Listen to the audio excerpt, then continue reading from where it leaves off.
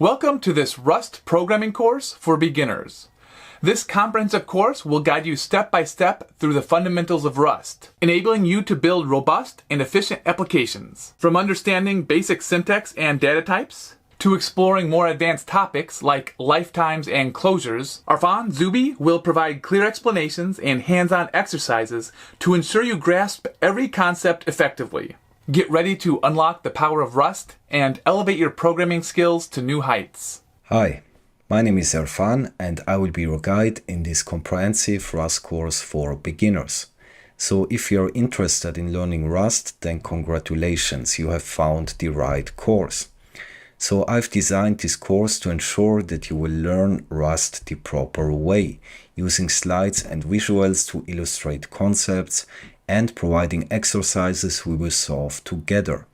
This means you will have an appropriate mix of theory and practice that will help you step by step mastering this new awesome programming language.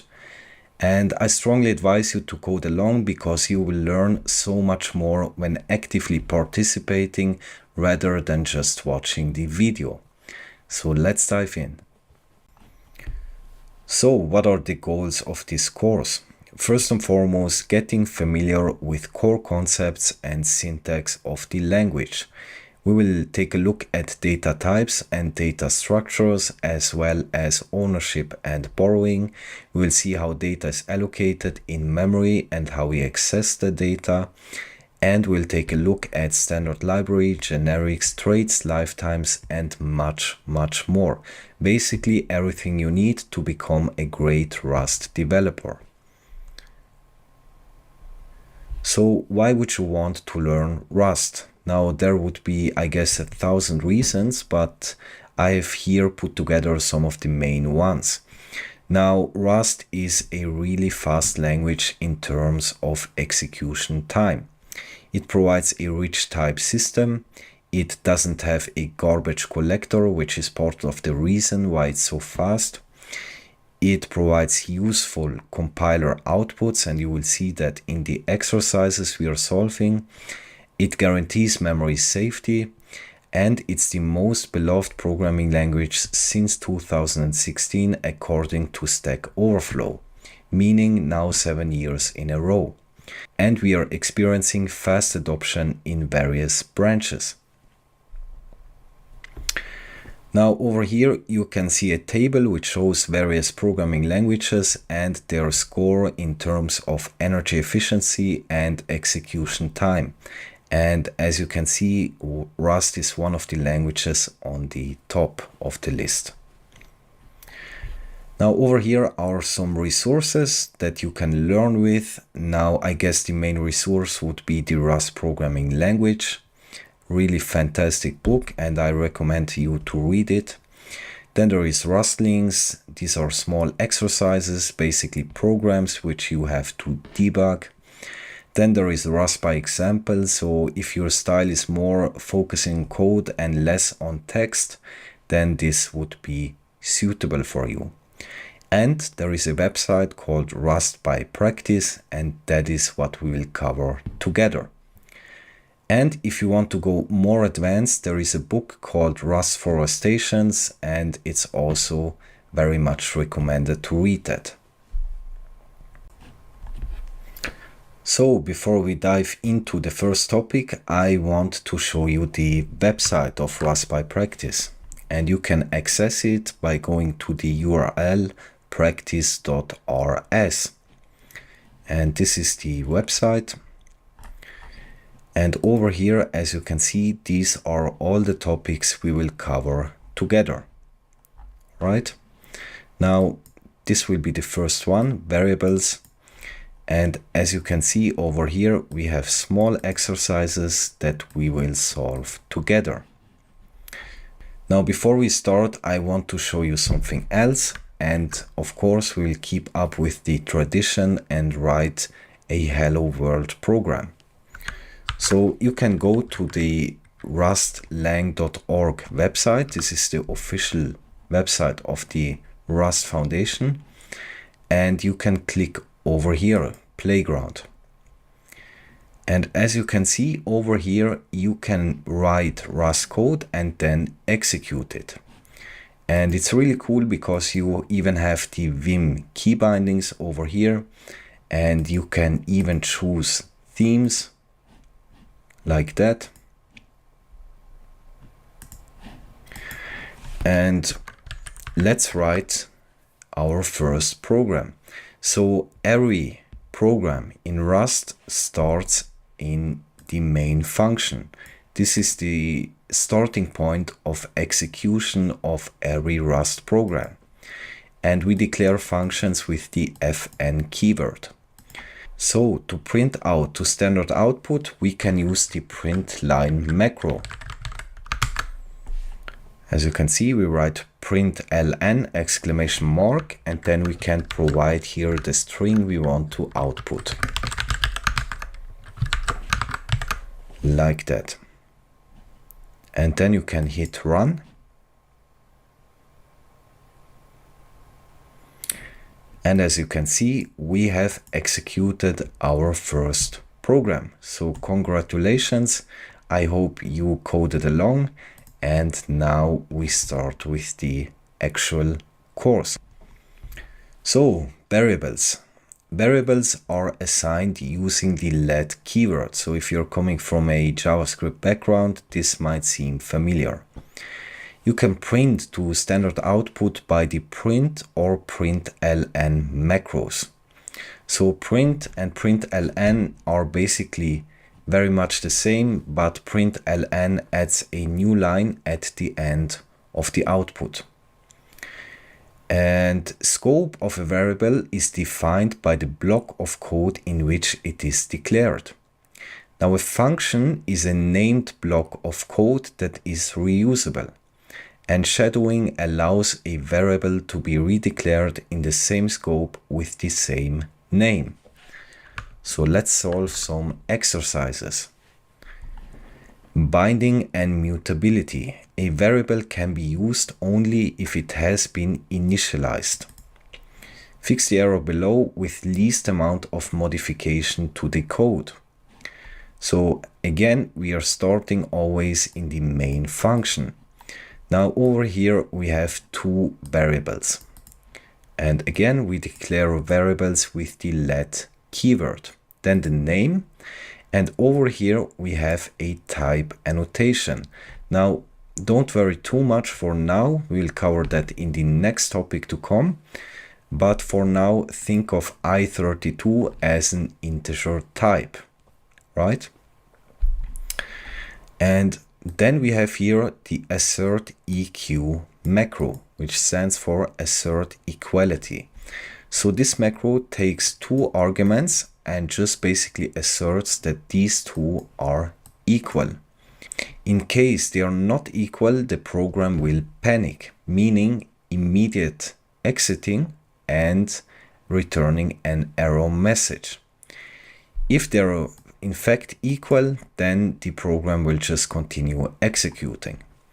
So as you can see, we want here that x is equal to a value of 5. So we can initialize x over here with a value of 5, like that. And to run this program, you can either click here or you can press Ctrl Enter. And let's read that over here, uninitialized but used error. So when you use a variable, it has to be initialized with a value, which makes sense, right? You can't use something which isn't initialized yet. Now y over here is uninitialized but also unused. This will only output a warning. Now over here you can't see the warning actually, but if I take this code and put it over here, as you can see, it gives us a warning unused variable y. Okay, to fix that, we can prepend it with an underscore, like that. All right, use mute to mark a variable as mutable. So in Rust, a variable in its nature is immutable, and you have to explicitly state that you want a variable to be mutable. So fill the blanks in the code to make it compile. As you can see, we are here using a variable x. So we want over here to declare x and initialize it with a value of 1. Now over here we are mutating x, which means this variable x over here should be mutable. And we do that using the mute keyword, like that. Now, this over here is shorthand syntax for this. All right, so we take the value of 1, we add 2 to it, and then we assign it back to x, meaning x will then hold 3, right? Now, just a quick note, I will always try to annotate the type in this course. Most of the time it's not necessary. So when you see me annotating types, it's actually not because this is necessary, but just because I want to make stuff as clear as possible. So in this case, this would hold an integer type. And again, we will cover that in the next topic. Let's see. As you can see, this is compiling. X is equal to 3. Scope. A scope is the range within the program for which the item is valid. Fix the error below with least amount of modification. So over here we are initializing the variable x with a value of 10, an integer type. All right. Now here we have another scope. We also can call it the inner scope, and this would be the outer scope, right? So in this scope over here, we are declaring another variable, y.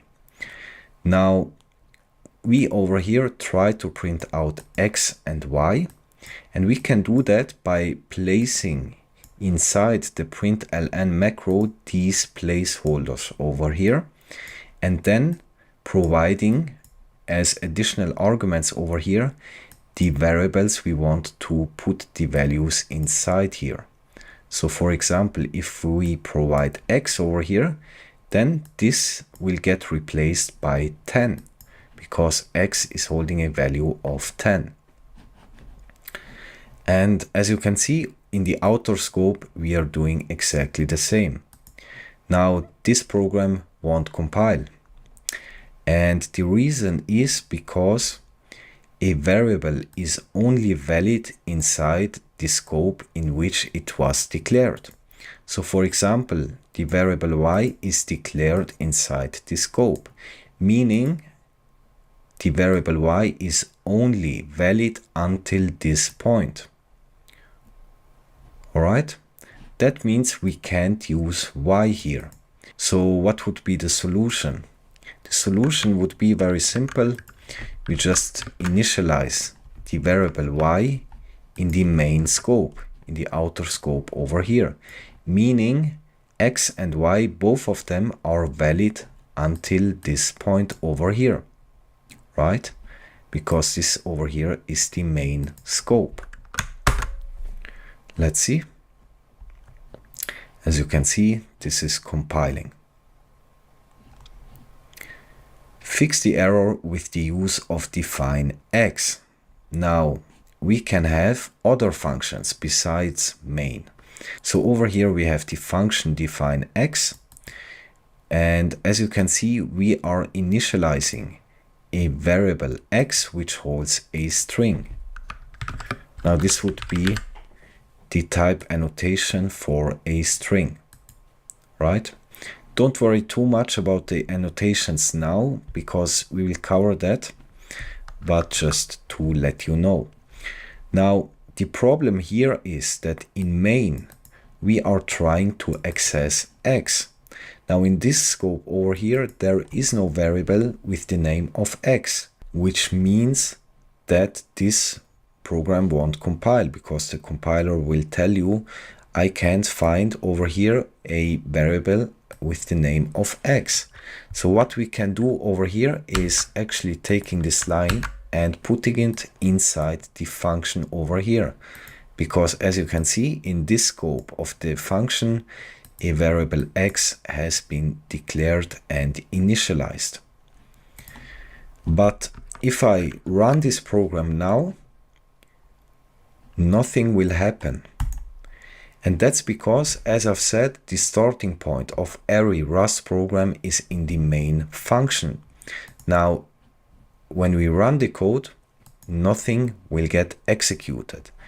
And that's because we have to actually call this function for it to do something. So in this case, we can call a function like that, just providing the name of the function and these parentheses.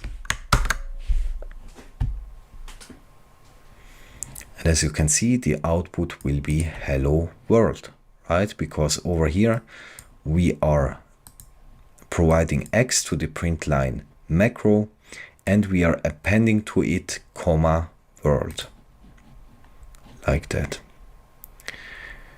Shadowing. You can declare a new variable with the same name as a previous variable. Here we can say the first one is shadowed by the second one. Only modify assert EQ to make printline work. Print 42 in terminal. As you can see over here, we are initializing the variable x, which holds an i32 type, an integer type. Now in this scope over here, we are initializing another variable with the same name, x. But over here, we are initializing it with a value of 12 instead of 5. And that means when we assert the value of x over here, it should actually be 12, right? Now, what would be the value of x in this outer scope? If you said 5, then you're right, because this variable over here has been declared in the main scope, in this scope over here. That means x is holding a value of 5. Now in this scope over here, x holds a value of 12. And these are basically two different worlds, right? So the variable x declared in the main scope doesn't actually care about the variable x declared in this scope over here. They are separate.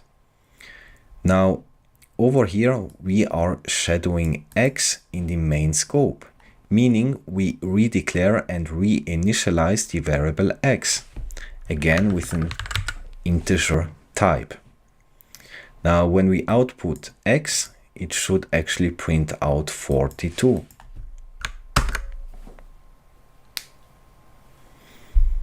As you can see, this will be the output.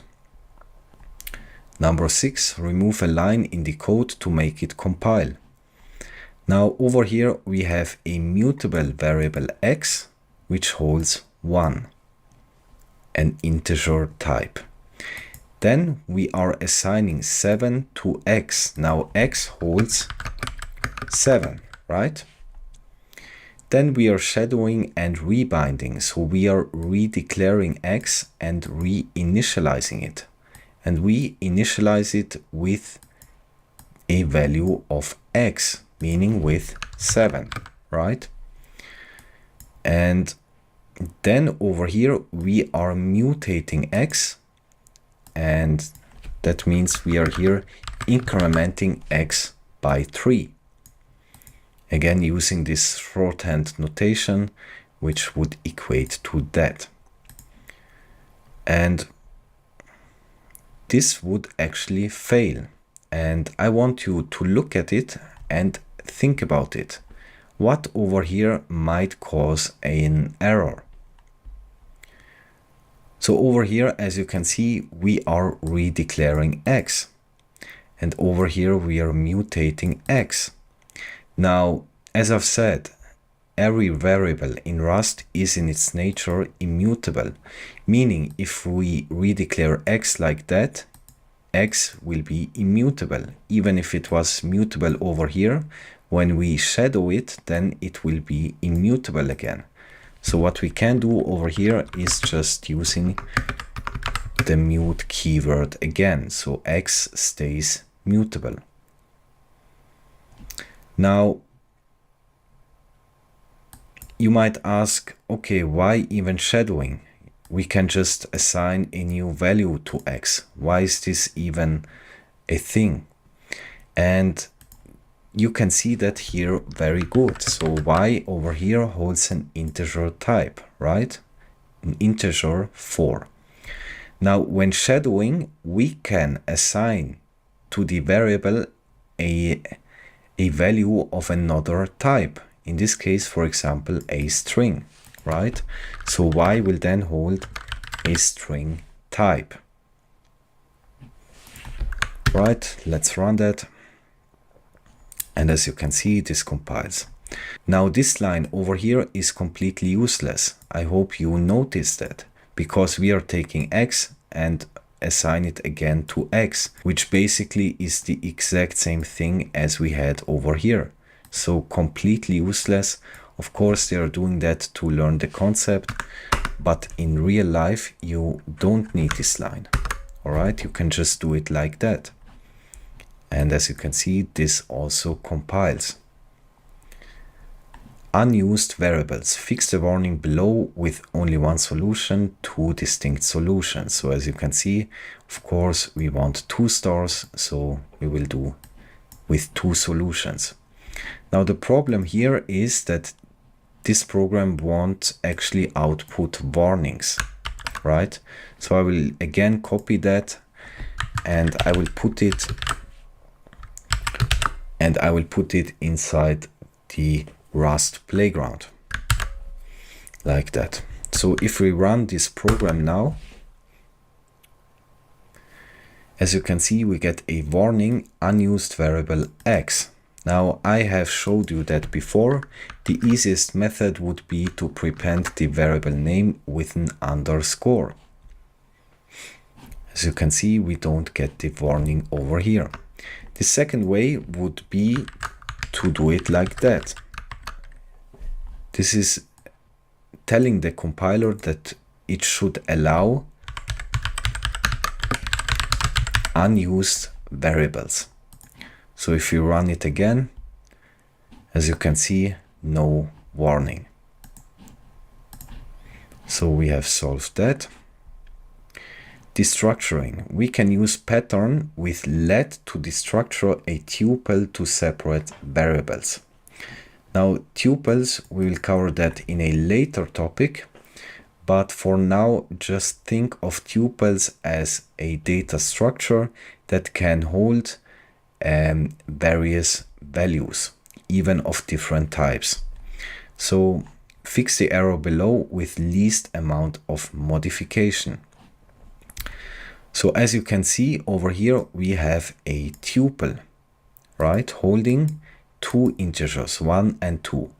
And this over here is called destructuring. So we are using the let keyword, and we use this syntax over here to destructure these values into variables x and y. So x will then hold a value of 1 and y will hold a value of 2. Now over here we are mutating x. Now again, this variable here would be immutable, because in Rust every variable in its nature is immutable, and we have to explicitly state that we want to have it mutable. So what we can do over here, like we did before, we use the mute keyword like that. And then this should actually compile. So x holds 1 here, and then we increment x by 2. So x should in the end hold 3 and y should stay the same as it was.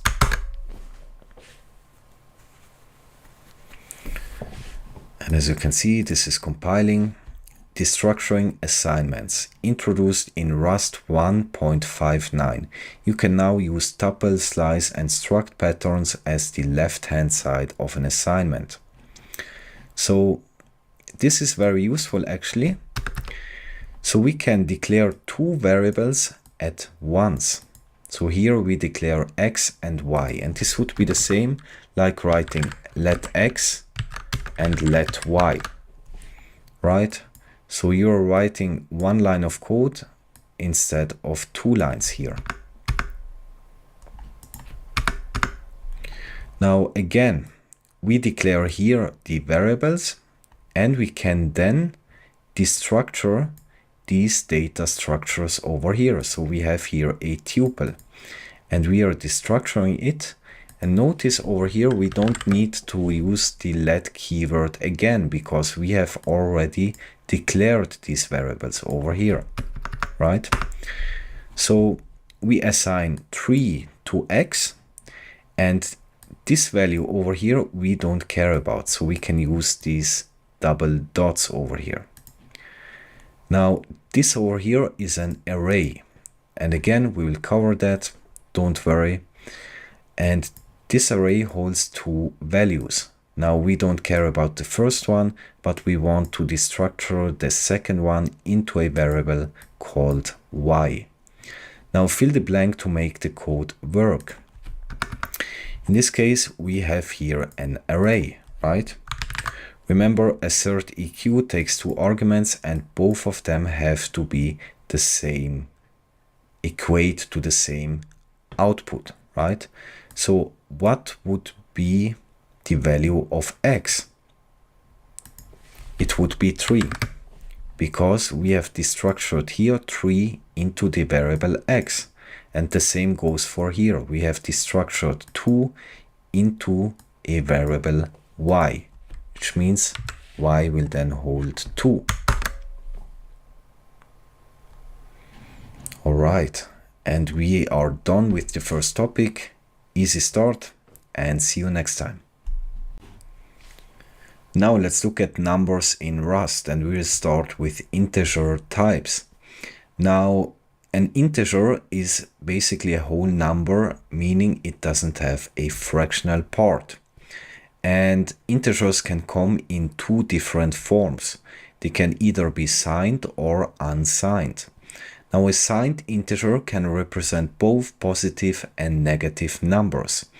And I remember that because signed might stand for the minus sign that could be prepended to it. And unsigned integers are always positive integers, meaning they don't have a minus sign, hence unsigned. Now, integers can come in different lengths. So there can be 8-bit integers, 16-bit, 32, up until 128 bits. And each length over here has two distinct types. One for signed and one for unsigned. So for example, if we have a variable which holds an unsigned 8-bit integer, we would type annotate that with the type U8. Or for example, we have a signed 64-bit integer, we would annotate it as I64. Now the last element in the table over here is arg, and arg stands for architecture. Now that means that the size of these two types, I size and U size, are dependent on the computer's architecture. Now I guess most of you guys today run computers with 64-bit architecture, meaning I size and U size have a size of 64 bits or 8 bytes. Alright, now the default types in Rust are for integers I32 and for floats F64. So if we don't annotate anything, the compiler will infer it to these types. Now my head is in the way. Now to make sense of all of this, you will have to understand the binary number system. Now, if you're familiar with binary, just skip ahead because you don't learn anything new here. But I just want to ensure that we are all on the same page. So if we consider this decimal number over here, 42, and let's look at each distinct digit. So we would have 4 and we would have 2, right? Now 2 would be in the ones place and 4 would be in the tens place. And if we would have more digits here, here would be the hundreds place, thousands place, and so on. Now, as you can see, we are here using a base of 10. Why is that? Because in the decimal system, we have 10 distinct digits to represent numbers, right? 0 to 9. And as you can see, we are here doing an exponentiation with an exponent of 0, because this is actually a mathematical rule which states that anything with an exponent of 0 will always evaluate to 1. So it doesn't matter which base you use, if you have an exponent of 0, the result will always be 1, right? 10 to the power of 0 would be 1, 4 to the power of 0 would be 1, and so on. And over here we have 10 to the power of 1, which would be 10, right? And then what we do is just we are multiplying the digits of our number with these exponentiations, right? So we would, for example, here 4 times 10 to the power of 1 plus 2 times 10 to the power of 0. Now again, 10 to the power of 1 would be 10 and 10 to the power of 0 would be 1. And then we would multiply these numbers together and then add this and we would have 42, right? Something which is very natural to you and you don't even think about it, right? Because decimal numbers are everywhere. Now in computers, things actually look a little bit different. Let's, for example, again consider the decimal number 42. Now this would be the binary representation of this number, 00101010. And as you can see, we have here 8 digits.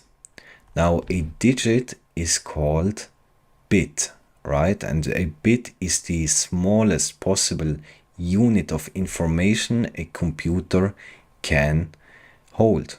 Okay, now we have 8 bits over here and 8 bits make up 1 byte. And we over here have actually the same logic as we did over here, but with a base of 2, because again we can only represent 2 digits in a computer. And that's because a transistor can only be in one of 2 states. Either it's conducting electric current or it's non-conducting, 0 or 1, right? So the logic stays the same. Here we have 2 to the power of 0, which would be 1 because of the rule we have talked about.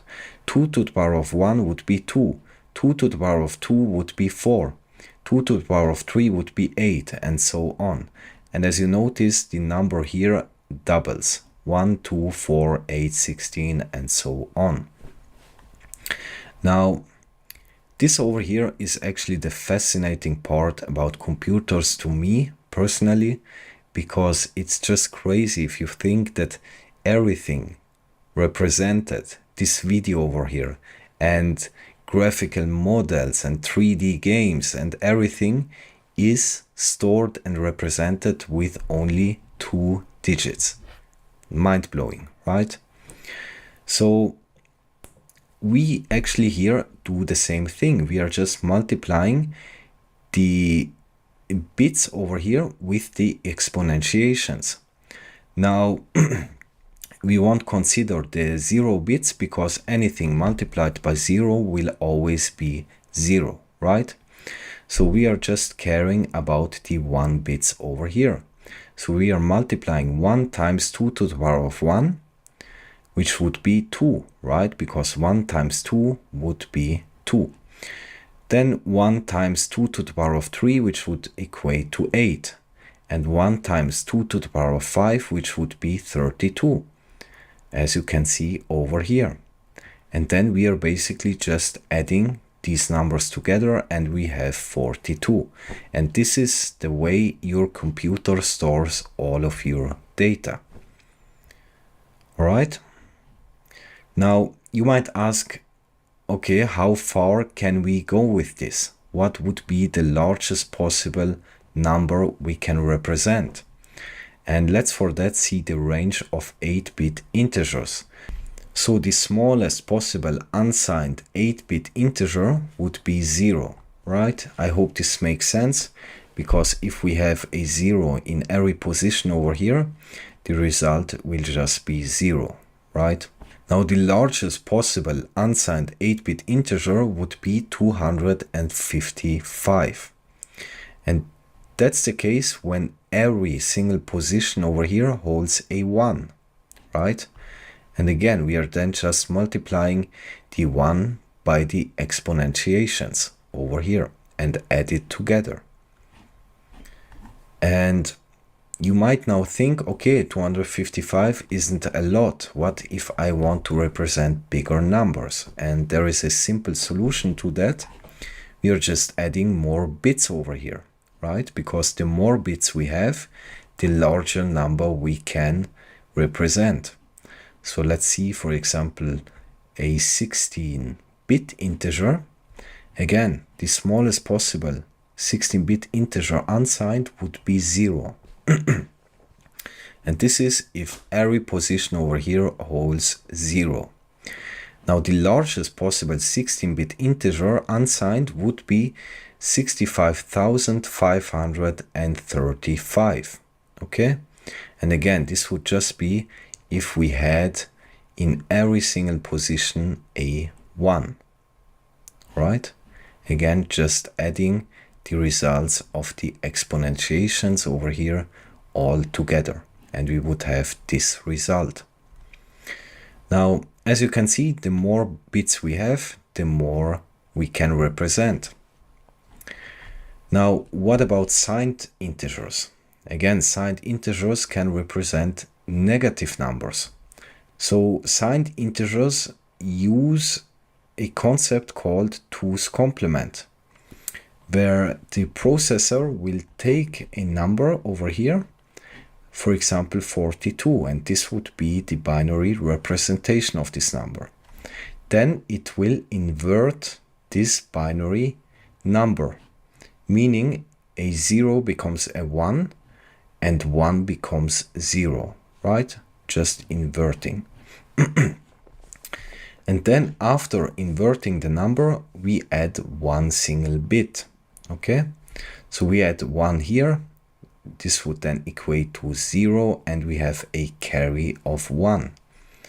And then we add here 1, and we would have 1, and the rest stays the same.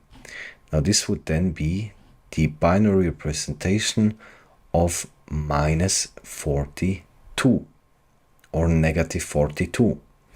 Now the most significant bit over here is actually the sign bit. If it is 0, then it means the number is positive. If it is 1, then the number is negative. All right? And that's why there are distinct types for signed and unsigned. And the ranges for signed and unsigned integers vary, right?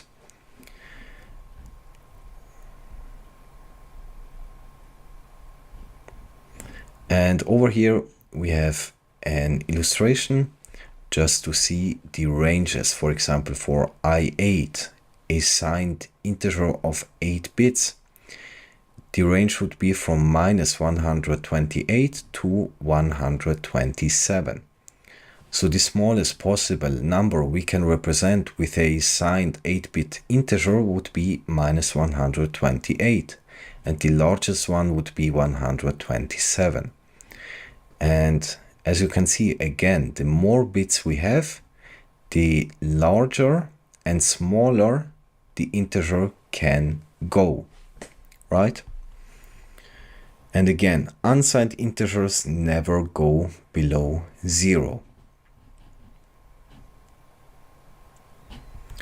Right, then we have usize and isize. So these are, as I've said, architecture dependent. So on a 32-bit architecture computer, the size of these usize and isize type would be 32 bits. On a 64-bit architecture, it would be 64 bits. And this is also called pointer-sized integer type, because it matches the size of a word in a given platform. So what is a word? You have to understand that the processor does not read 1 byte at a time from memory, it reads 1 word at a time. So in a 32-bit processor, it can access 4 bytes or 32 bits at a time, and in a 64-bit processor, it can access 8 bytes or 64 bits at a time. Now, if we look at this very simplified representation of computer memory, where we have over here addresses and over here the data, and each location over here holds data of 1 byte. All right. Now, in a 32-bit architecture, the size of a word is 4 bytes, right? 32 bits, which means that the processor can access 4 bytes at a time. So the processor will read this section over here as 1 word, right? It's basically a unit of data. And what you have to take from this is this statement over here. Usize gives you the guarantee to be always big enough to hold any pointer or any offset in a data structure. So the usize type can hold memory addresses which can point to any location in computer memory. That's very important. So let's see, floating point. There are two types, F32, which is of size 32 bits, and F64, which is of type 64 bits. Now the representation of these floats are according to the IEEE 754 specification. So let's look at some exercises. Tips: if we don't explicitly assign a type to a variable, then the compiler will infer one for us. Now, remove something to make it work.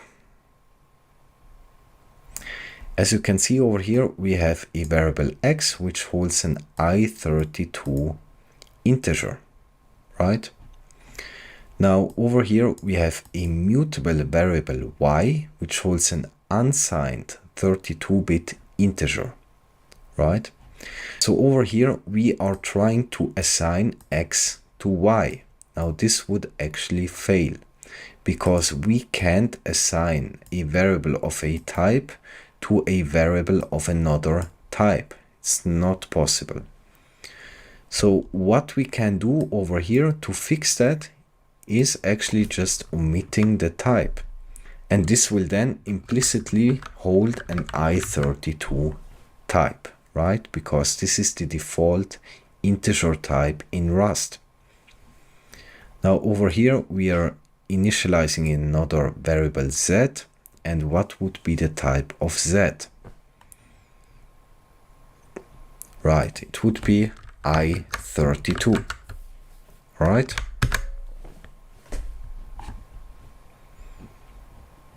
Fill the blank. So over here, as you can see, we have a value 38 which is of type U8. So we can also annotate a type directly on a value, meaning this value over here, 38, is of type U8. Now the problem here is that the variable over here, v, expects a type of U16. So we can't initialize a variable which expects a certain type with another type. But what we can do over here is using the as keyword, which basically can convert an integer type to another integer type. So we can use here as and use 16. This will then compile. Tips: if we don't explicitly assign a type to a variable, then the compiler will infer one for us. Now we know that already. Modify assert EQ to make it work. So over here we are initializing the variable x with a value of 5. What would be the type annotation? It would be i32, right? It's the default integer type in Rust. Now in this assert EQ macro, we have here a string u32. We don't worry yet about this method. I will explain that in a later episode. And on the other side of the assert EQ macro, we have a function call.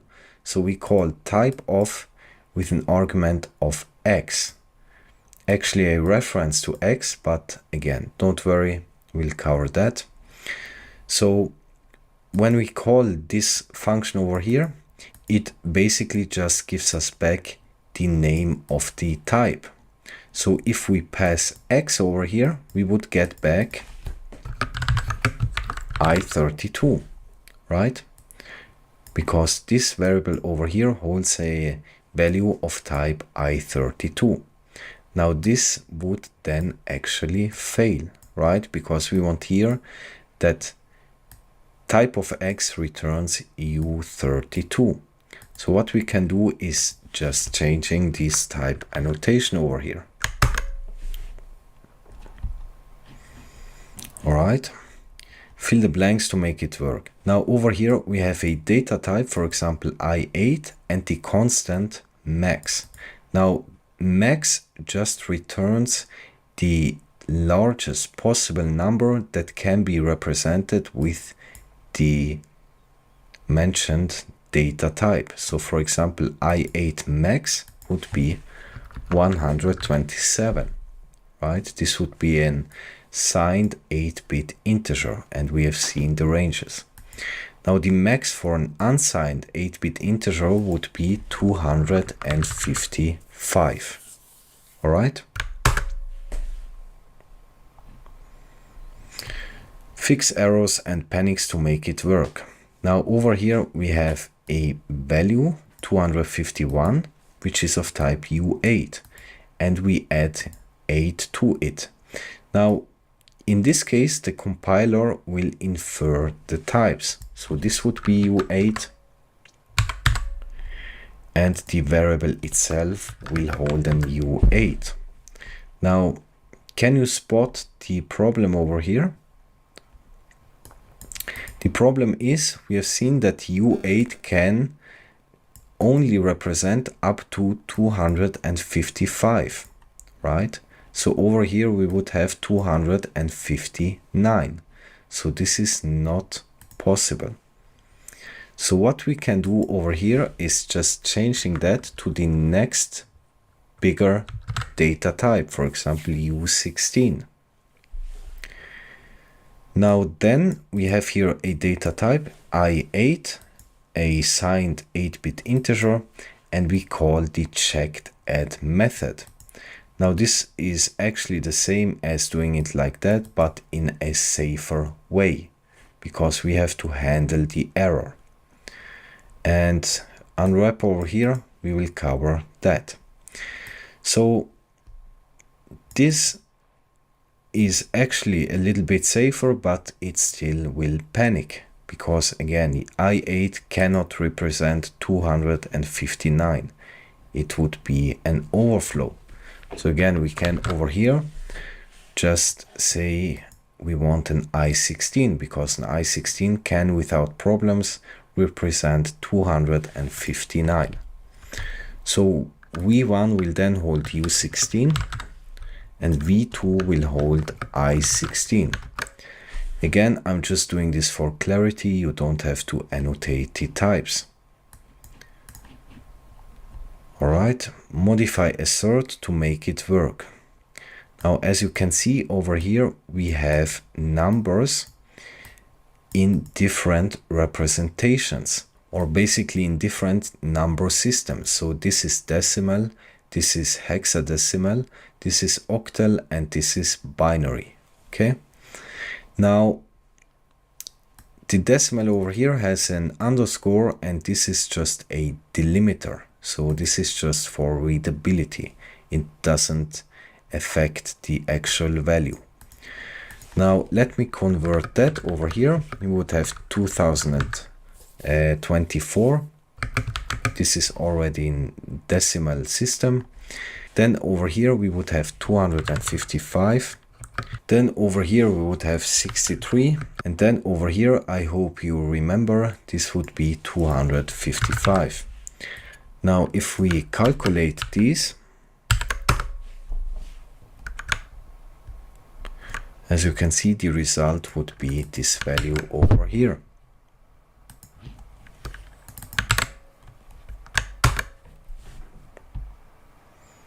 Like that. And this basically proves that in Rust you can perform mathematical operations on different number systems, right? Now, floating point, fill the blank to make it work. As you can see over here, we have a floating point value. So what would be the type? I will annotate it directly.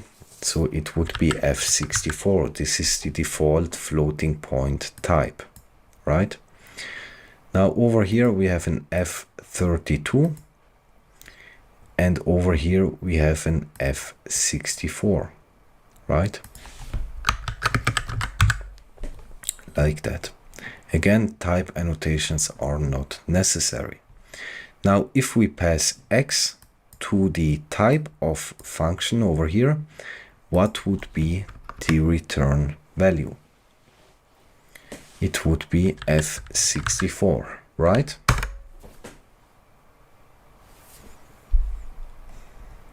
Make it work in two distinct ways. So if we execute this program over here, as you can see, this would panic.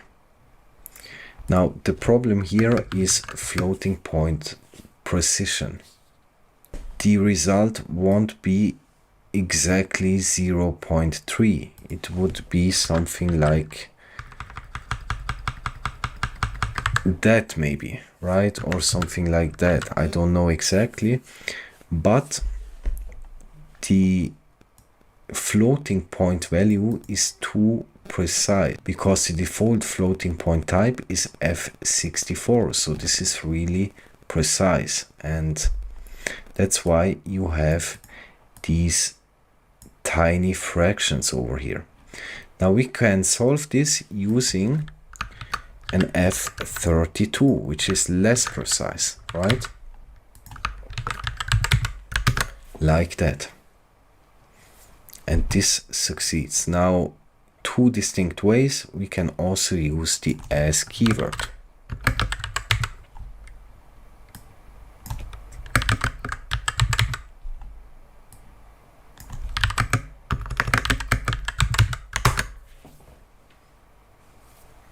Like that.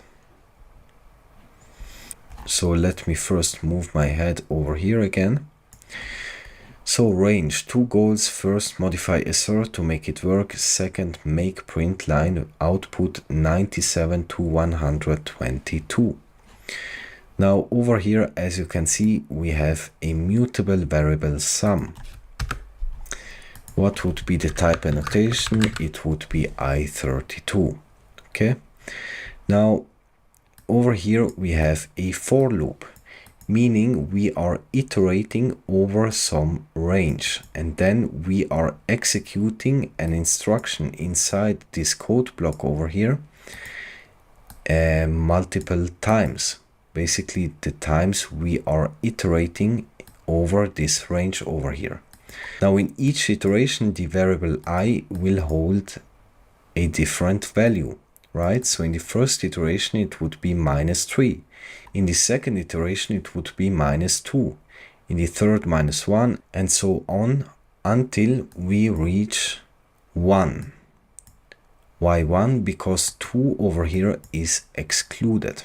And that's always the case when using this syntax. The endpoint of the range is always excluded. So we are iterating from -3 to 1. Okay? Now, let's actually do these iterations manually. So we start with 0, right? Now in the first iteration, I would be -3. So 0 plus -3 will be -3, right? So sum will then hold -3. Now in the second iteration, I will be -2. So -3 plus -2 will be -5. Third iteration, -1, -5 plus -1 will be -6. Then in the next iteration, I will be 0, so it doesn't have any impact. And in the last iteration, I will be 1. So -6 plus 1 will be -5. So the value of sum after this for loop will be -5. Now over here we again have a for loop, and this time we are iterating over a range of characters, namely from A to Z. Now this time Z over here is included because we are using the equal sign over here, which means we want a range from A to Z where the endpoint Z is included. And C over here will then hold in each iteration a character. So in the first one it would be A, then it would be B, then C, and so on. And we just print out the characters. Let's see how that looks like. As you can see, just printing out each character from A to Z. Now we want to have an output of 97 to 122. So let's look at the ASCII table. As you can see, in memory, a character would be stored as a numerical value. Now, of course, in memory, everything is stored as binary numbers, but it would be stored as the binary representation of these decimal numbers right here. So we want to go from 97A to 122Z, right? So it's actually pretty simple. Instead of outputting the C as character, we want to output it as an U8, for example, right? And then, as you can see, we have the ASCII code for the characters from A to Z, lowercase. All right. Then over here, exercise 10, fill the blanks. So we are here importing from the standard library the ops module, range and range inclusive.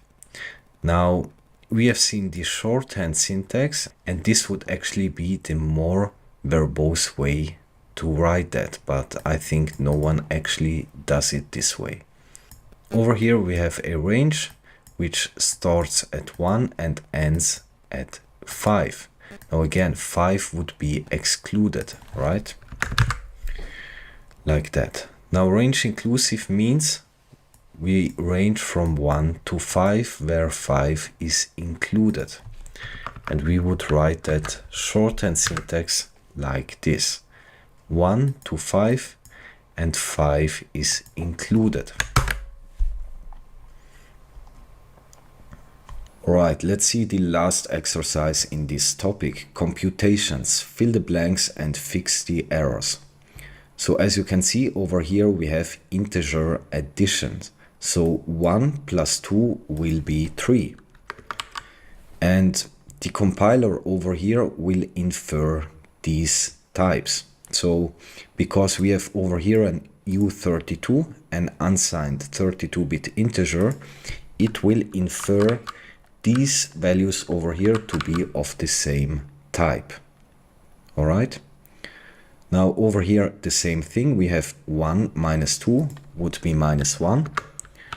And the compiler infers these types. Then over here we have 1 minus 2, which is equal minus 1. The problem over here is that we are dealing with an unsigned 8-bit integer. Now remember, unsigned integers can never be negative.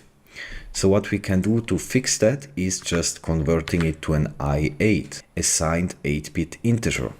And signed integers can represent both positive and negative numbers. Now over here we would have 150.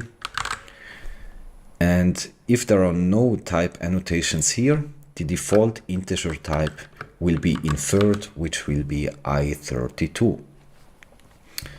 Now over here again we have the problem of floating point precision, so we can cast that to an F32.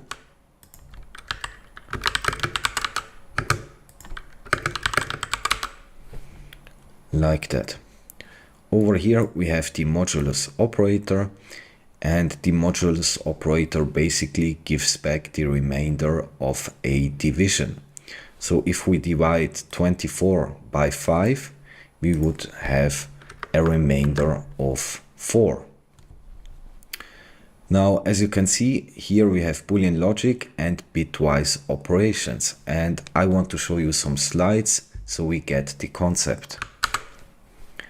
Let's start with Boolean logic. Boolean logic deals with values that are either true or false. And there are three basic operations: and, or, and not. And over here you can see the truth tables of these operations. So let's see the AND operator. Now the AND operator takes two inputs and produces one output. Now the only time it outputs true is when both of the inputs are true. Otherwise it will always return false. In an OR operation, if either one of the inputs is true or both of the inputs are true, then it will output true. If both of the inputs are false, then it will output false. And the NOT operator will just basically invert the Boolean value. So over here we have not false, and this would evaluate to true. And not true will evaluate to false. Now let's see bitwise operations. Bitwise operations are operations that manipulate individual bits that make up a binary number, treating each bit of a binary number as a separate unit and perform logical operations on them. So it's very important that you get that in bitwise operations we are treating each bit as a separate unit, and we are doing some manipulation on each individual bit and not the binary number as a whole. And we will cover here AND, OR, XOR operations and bitwise shifting. Now there are a lot more, but I will just cover the ones in the exercise. Let's start with the AND operator, this ampersand symbol over here. AND returns 1 only when both of its inputs are 1. So similar to Boolean logic, as you can see, the AND operator takes two inputs and produces one output. Now, as you can see in the truth table, if both of the inputs are 1, then the output will be 1. In any other case, the output will be 0. Let's see the OR operator, this symbol over here. OR returns 1 if at least one of its inputs is 1. If both inputs are 0, the output will also be 0. So same thing as in Boolean logic, if either one of the inputs or both of the inputs are 1, then it will output 1. So the only case it outputs 0 is when both of the inputs are 0. And let's see, XOR. XOR or exclusive OR returns 1 if the inputs are different and 0 if the inputs are the same. So it's basically similar to the OR operator with the difference that if both of the inputs are 1, then it will output 0. So the inputs must be different, so it will output 1. All right, if they are the same, it will output 0. And this is basically a building block of your computer. So your computer is made up of logic gates, and these logic gates perform these operations all the time, millions of times in a second. Then let's see bitwise left shift. So we have over here the decimal number 1. This would be the binary representation. Now we want to left shift by 5 positions. So we take this bit over here and move it 5 positions to the left. So this bit over here will be at this position after the bitwise left shift operation. All right, and that means we then have a value of 32 because this is the binary representation of decimal 32. And bitwise right shift is basically the same.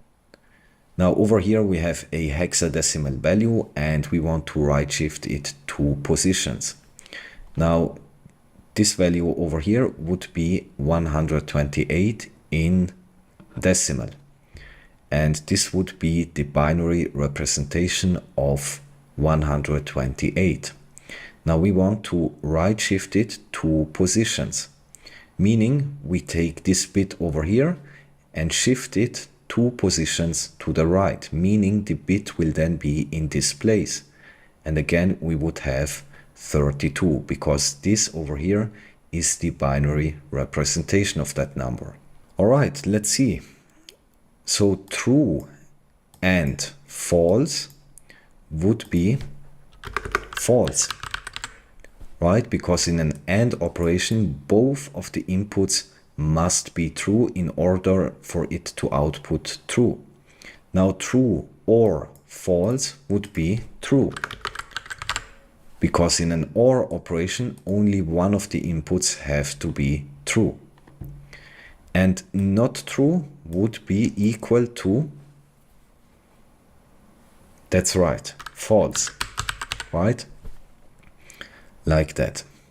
Now let me run the program so we can see the result of these bitwise operations. So as you can see over here, 0011 and 0101 is 0001. Why is that? Because again, we are here considering each individual bit as a unit and performing manipulation on each distinct bit. Now over here, as you can see, we are taking the rightmost bit over here and we are performing the AND operation with the rightmost bit over here, meaning 1 and 1 would be 1, right? Because AND, if both of the inputs are 1, then it will output 1. In any other case, as you can see, 1 and 0 would be 0. 0 and 1 would be 0. 0 and 0, of course, would be 0. Now let's see this OR operation. We have 1 or 1. This will output 1. We have 1 or 0, which will output 1 again, right? Because in an OR operation, if either one of its input or both of them are 1, then it will output 1. 0 or 1 is 1, and 0 or 0, of course, is 0. And then we have XOR. 1 XOR 1 would be 0. Because remember, XOR, the inputs must be different in order for it to output 1. Like over here, for example, 1 XOR 0 would be 1, right? The inputs over here are different, 1 and 0. Same over here, 0 XOR 1 would be 1. And 0 XOR 0, of course, will be 0. And as you can see over here, these are the bitwise shifting, so I've covered that in the slides. Alright, see you in the next topic. So we will cover now char, bool and unit. Let's start with characters. So over here, make it work. Now size of val will just return the size in bytes of a specific value. So over here we are initializing the variable c1 with a character. So c1 holds a type of char. Then we pass to the size of val function the variable c1, and this will return the size of this character in memory in bytes, right? And same thing over here, we have c2 also holding a char, and we call the size of val function with this variable. So let me first print out the actual result of this function call. So if I come over here and I will do a print line statement,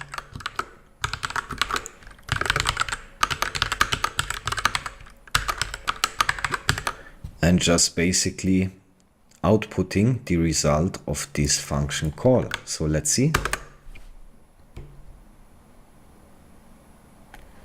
As you can see, the output would be 4, meaning this character over here will take up 4 bytes in memory. So the size of C1 is 4 bytes.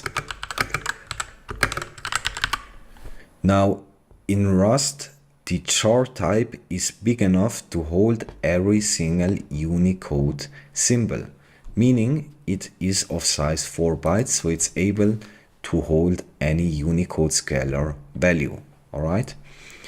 And the same thing over here, the output would be 4, meaning if we call this function, we will get back 4.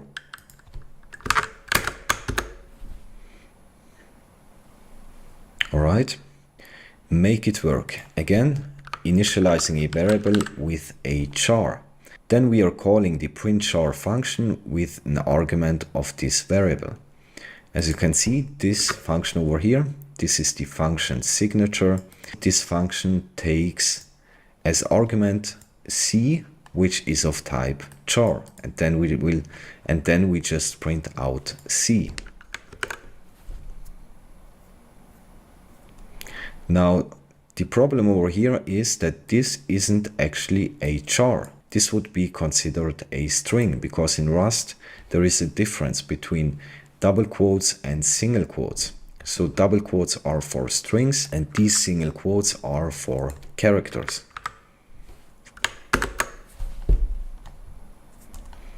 And as you can see, we just print out the character.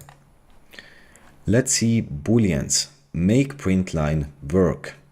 As you can see, this variable _f holds a boolean value of false. And over here, t also holds a boolean value of true. Now, in an if block, this conditional over here will be checked. If the result evaluates to true, then this instruction inside the curly braces will be printed out.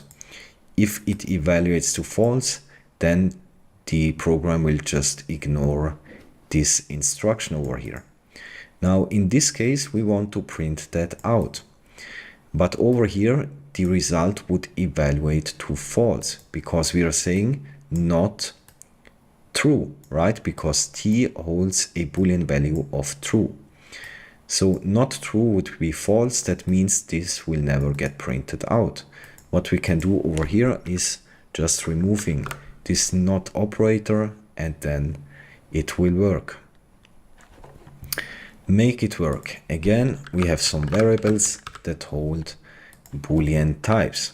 Now again, this variable over here, t, will also hold a Boolean type, because this over here is an AND operation. And remember, an AND operation takes two inputs and produces one output. So the output type will be of type bool. Now true and false would evaluate to false. And then we are comparing T and F. Now F holds true and T holds false, which is not what we want. So what we can do over here is just making this false over here. And then both of them hold a Boolean value of false. Unit type, make it work, don't modify implicitly read unit. So the unit type is a type which doesn't hold any value. Its size is 0 bytes, and it's usually, if a function doesn't return any value, then a unit type will be returned, and this happens implicitly, so you don't have to annotate that. Let's see an example. Over here, the underscore v variable holds a unit type. As you can see, a unit type is basically represented as an empty tuple, and this would be the type annotation, right? So over here we are holding a tuple with two i32 values. Then, as you can see, we have here an assert EQ macro.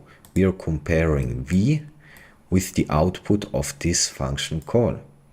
Let's see this function over here, implicitly read unit. So all this function does is it will print out something and then goes back to the caller. Now this function over here doesn't return anything. And if a function doesn't return anything, the compiler will implicitly return a unit type, right? But you don't have to annotate that. All right, so the return value of this would be unit type. Now v over here holds a tuple, meaning this would fail.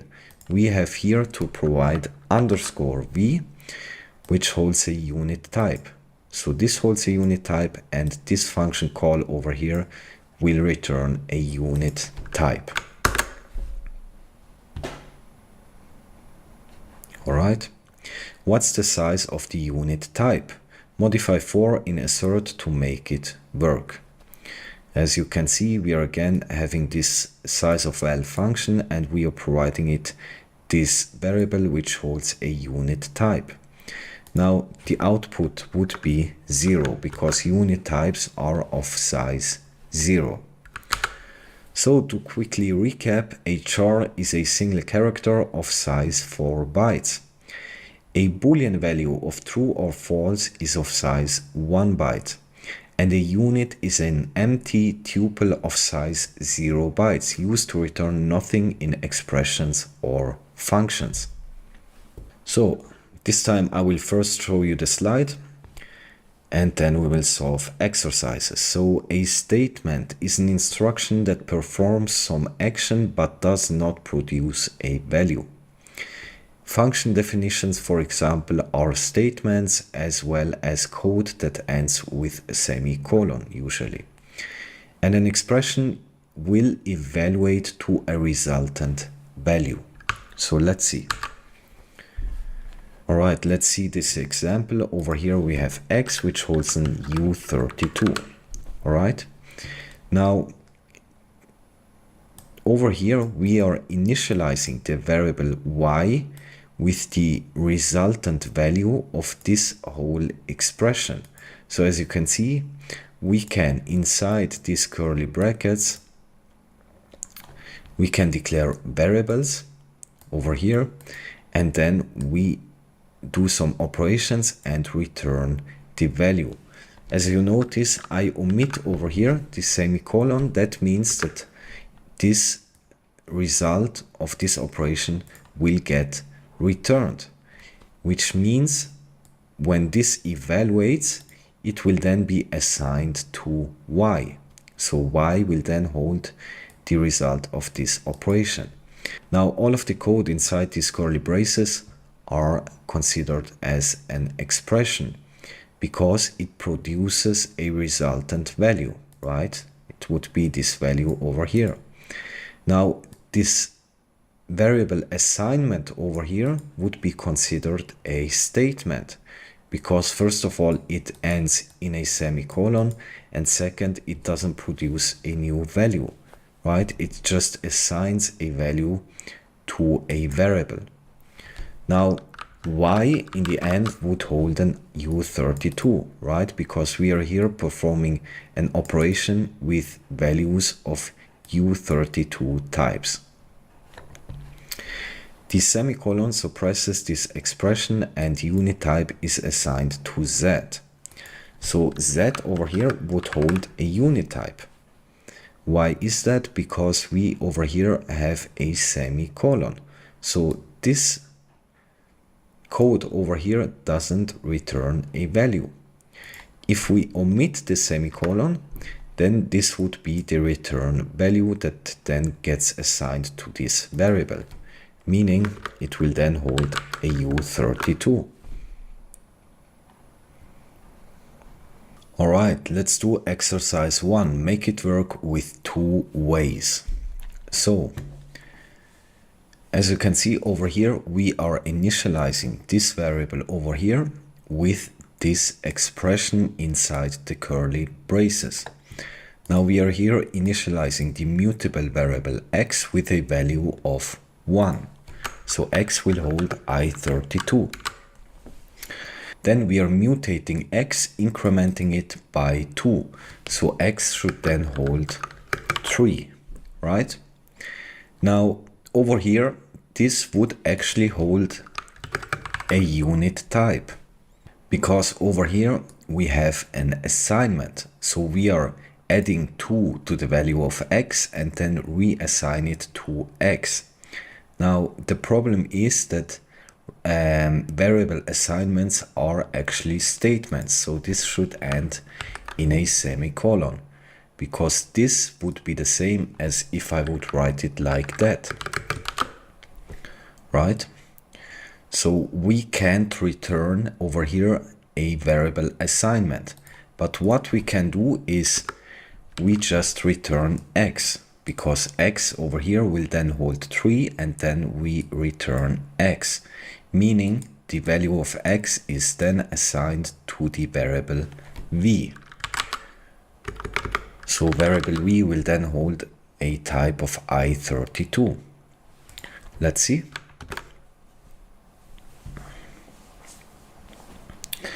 This is compiling. As you can see, make it work in two ways. Now the second way to solve it is just in this assert eq macro, we compare v to a unit type, because no value will get assigned to v, and that means the variable v will then hold a unit type like that. Over here, as you can see, we are initializing v with a variable assignment. So this would not be allowed. It's invalid syntax. But what we can do is we use curly braces like that, and then we initialize here a variable x and we return x. This would be allowed.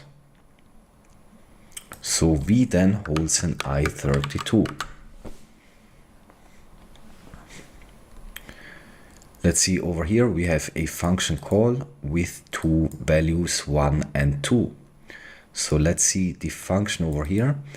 It takes two arguments, x and y, of type i32, and it returns an i32 value. Now over here, as you can see, this function just adds x plus y. Now the actual return type over here would be unit type, because as you can see, we are ending this operation with a semicolon, meaning nothing will get returned. So if we omit this semicolon over here, then we would have a return type of I32. Meaning after the function call over here, S will then hold the result of this operation. 1 plus 2 would be 3. So S would hold 3. And that would be a type of I32.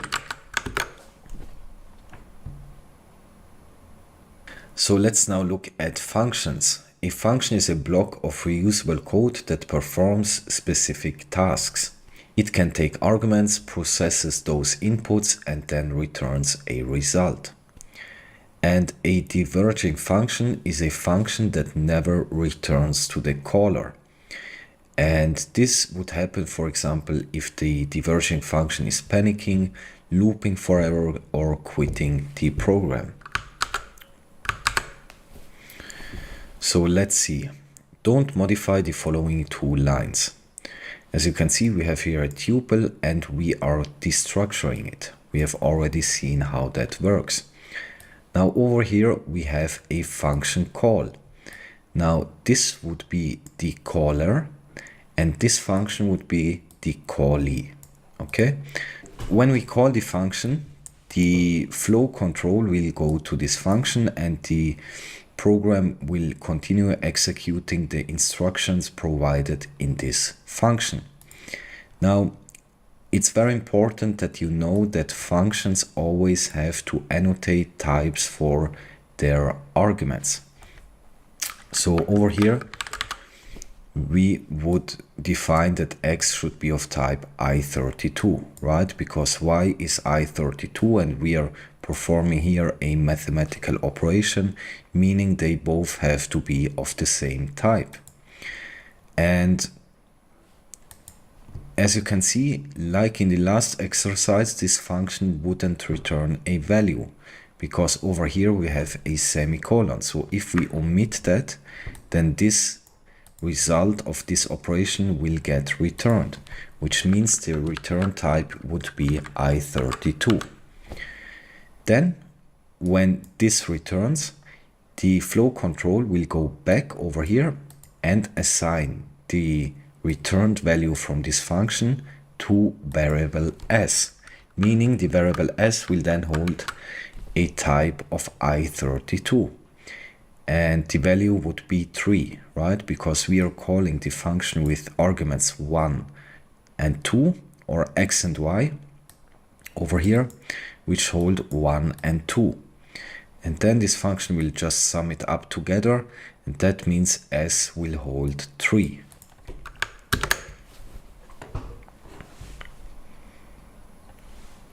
Over here, we are calling the print function. So we go to the function over here, and as you can see, the function just prints out something to standard output, but it doesn't return a value. Now, implicitly, the compiler will return a unit type like that, but we don't have to write it. It's implicit.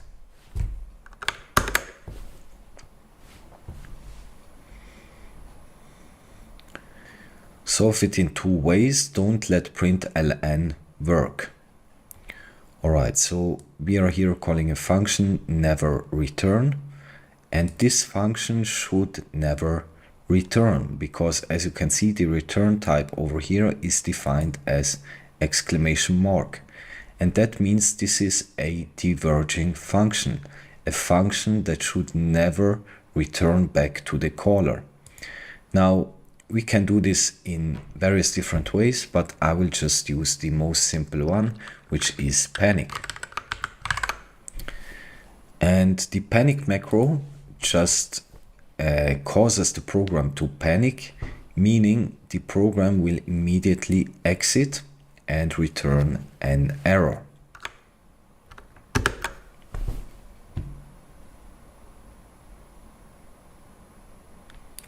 As you can see, unreachable statement. So this line over here is never reached, as you can see. And that's what we want, because over here, don't let println work. So we never actually reach this point. The program will exit before going back to the caller. Diverging functions. Diverging functions never return to the caller, so they may be used in places where a value of any type is expected. So in the main function, we just print out something, and over here we have a function getOption. It takes as argument a value of type U8 and returns option I32. Now we will cover options in a later episode. Now over here we are matching TP, and matching, if you're coming from another programming language, is like a switch block. Okay, we are matching TP, and then if, for example, TP would be 1, then this code block over here would get executed. If it is anything else, then this code block will be executed. And we will cover match statements, but match is just a much more powerful way of pattern matching than, for example, if-else conditionals. So after this match, we are calling this never return fn, and this should never return. So there are some macros we can use here. I've showed you one, the panic macro.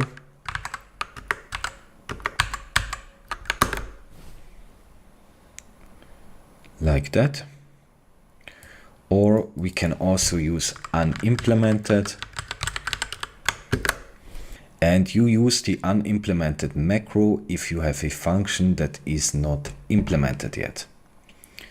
And we can also use the to-do macro, like that. And to-do is basically very similar to unimplemented, and all of them will cause this function to not return to the caller. In this case, this would be the caller over here. Fill in the blank. So as you can see, we have here a variable b, which then gets matched over here. So if b holds a value of true, then 1 will be assigned to variable v. If b holds a value of false, then it will print out success, and the program will then panic.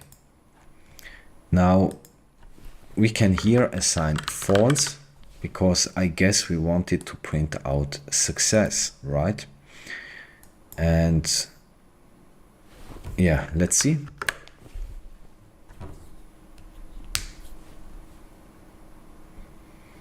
As you can see, this would be the compiler message if a program panics. Thread main panicked at we have no value for false, but we can panic. That would be this output over here. So we will now cover ownership. And ownership is a concept which is unique to Rust, meaning even experienced programmers can find it difficult to understand this concept. But it's very logical and it all makes sense. And I will use visuals and illustrations to make it easier to understand the concept. So ownership is basically a set of rules that govern memory management. These rules are enforced at compile time. If any of the rules are violated, then the program won't compile. Now let's see the 3 rules of ownership in Rust. First, each value in Rust has an owner. Second, there can only be one owner at a time. Third, when the owner goes out of scope, the value will be dropped. Now, the owner of a value is the variable or data structure that holds it and is responsible for allocating and freeing the memory used to store that data. Let's look at scope. A scope is a range within a program for which an item is valid. We have two types of scope. One is global scope, and that means a variable that is declared in global scope is accessible throughout the entire program. And local scope, if a variable is declared locally, it means it is accessible only within that particular function or code block, which in turn means it's not accessible outside of that function or code block. Let's see an example of scope. As you can see, we are here initializing the variable s with a string. That means s over here is the owner of this data, of this string value. Okay? Now s is valid from this point forward. So after initializing s, it will be valid throughout this scope over here, which is defined by these curly braces. So inside of this scope, we can do stuff with s. When this scope is over, s is no longer valid. So s over here, the owner of this data, will deallocate the data that is stored in computer memory, and that means in turn we can't use s after this point. It gets dropped or removed from memory. So when s comes into scope, it is valid, it remains valid until it goes out of scope. And a general rule is the scope ends where the block of code ends. So to understand ownership, you have to understand computer memory. Now, memory is a component in a computer to store data and instructions for the processor to execute. There is a type of memory called random access memory, or RAM. And it is volatile, meaning when you're turning off your computer, all data stored inside RAM is lost. And there are two types of regions in RAM, which is used by your Rust program. It is stack memory and heap memory. So now let's look at stack memory, and I want you to imagine a stack of plates. Now, if you want to eat something, you take from the top of the stack a plate, put food on it, eat, and then you will clean up the plate, right? When you're done cleaning, you put the plate back on the top of the stack. And that's exactly what is happening in stack memory. So this concept is called last in, first out, meaning the last thing that is pushed on top of the stack will be the first thing that will get popped from the stack, meaning the first thing that will get executed.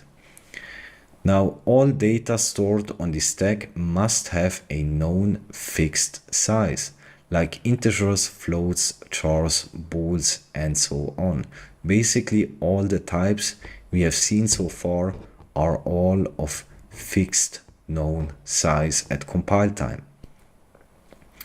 Now, pushing to the stack is faster than allocating on the heap, because the location for new data is always at the top of the stack, meaning the program can access data in stack memory at constant time, if you're familiar with time complexity. And types of unknown size will get allocated to the heap, and a pointer to the value is pushed to the stack, because a pointer is fixed size. Don't worry, I will show you illustrations which will make you understand this concept better. Let's see, for example, this simple Rust program. So as you can see, we are starting in main, because main is the starting point of execution in every Rust program. So over here, we declare some variables, x, y, and z, meaning these variables are local to the main scope. to this code block over here. And because they are local, they can't be accessed outside of this scope. Now over here we have a function call, and we pass it the value of x and of y, right? So as you can see, the add numbers function takes two arguments of type i32. Then over here we declare a new variable and we assign the result of the operation a plus b, meaning the passed values x plus y, and we assign it to the variable c, and then we just return c, right? So then z over here will hold the returned value. Now when we start execution, main alongside with all the local variables will get pushed to the stack. Then, because we have over here a function call inside main, the add numbers function alongside with all the local variables to this function will get pushed to the stack. If we would have other function calls over here or inside here, then this will also get pushed on the stack, and so on. And then the program will just execute everything that is on the stack from top to bottom. Now let's look at heap memory. Data of no known fixed size belongs on the heap. Allocating data on the heap will return a pointer, an address to a location where the data has been allocated. Allocating on the heap is slower than pushing to the stack. And accessing data on the heap is also slower, as it has to be accessed using a pointer, which points to an address. So if we look at this abstract illustration of heap memory, as you can see, we are allocating to heap memory if the size of the type we are allocating is not known at compile time. And the types can then also be dynamically grown or shrinked, right? The size is not fixed. And we will see examples of these types where this could be useful. So when we allocate to heap memory, let's see, for example, this packet over here, we will get back a memory address. And we need this address so we know where this specific data over here has been allocated. So we then can access it in our program. And an example of a heap allocated type would be the string type. Now, as I've said, all types we have covered so far were fixed size, meaning their size was known at compile time, and they can't grow and shrink. So the difference is a string is mutable, meaning its size can change at runtime. And a string is stored on the stack with a pointer to the heap. So when we initialize a string type, then we will get back a pointer, which then points to the actual data in the heap. And the actual data of the string is stored on the heap. So let's see an example to understand this better. As you can see, we have here the variable s1, which we initialize with a string type over here. And we initialize a string like this, string, double colon, from, and then the actual string. Now, you need to understand that the variable s1 doesn't hold the actual string in this case. It holds a pointer which points to the data that was allocated on the heap. So if we look at s1, we can see that S1 doesn't hold the actual data, but it holds a pointer, and a pointer is basically a variable that holds a memory address. That's what we call pointer. And we have here len, and this is the length of the string we have initialized, and the capacity holds the information of how much space was reserved in heap memory for this specific type. In this case, we have initialized a string with a length of 5, so the capacity will be 5. So 5 locations have been allocated in heap memory. So this place is reserved for this string type. And we will go into much greater detail about capacity. But for now, when we initialize a string with a length of 5, the capacity will be 5. It will be the same. So the size of this S1 variable will be 24 bytes, because each field over here is of type usize. Right, so the pointer is of type usize, the len and the capacity. All of them are usize, and usize, assuming we are on a 64-bit computer, will be 8 bytes. So 3 times 8 bytes will be 24 bytes. Meaning the size of the variable S1 is known at compile time. Because again, the variable S1 will get pushed to the stack memory, and everything that lives on the stack memory has to be of known fixed size at compile time. In this case, all of these fields over here are known fixed size. But we are pointing over here to the actual data in heap memory, which can be dynamically sized, right? It can grow and shrink, and we will see examples of that. So that is actually the point. Important, the S1 variable doesn't hold the actual data, but it holds a pointer to the data in heap memory. Okay, basically a pointer to the location of the first element. And by the way, in heap memory, this data over here is allocated as a contiguous block, meaning in heap memory, these are all in a contiguous sequence of memory addresses, right? And that's why we only need the memory address of the first location and a length, and then the compiler will know where to look at and how long this sequence of data is.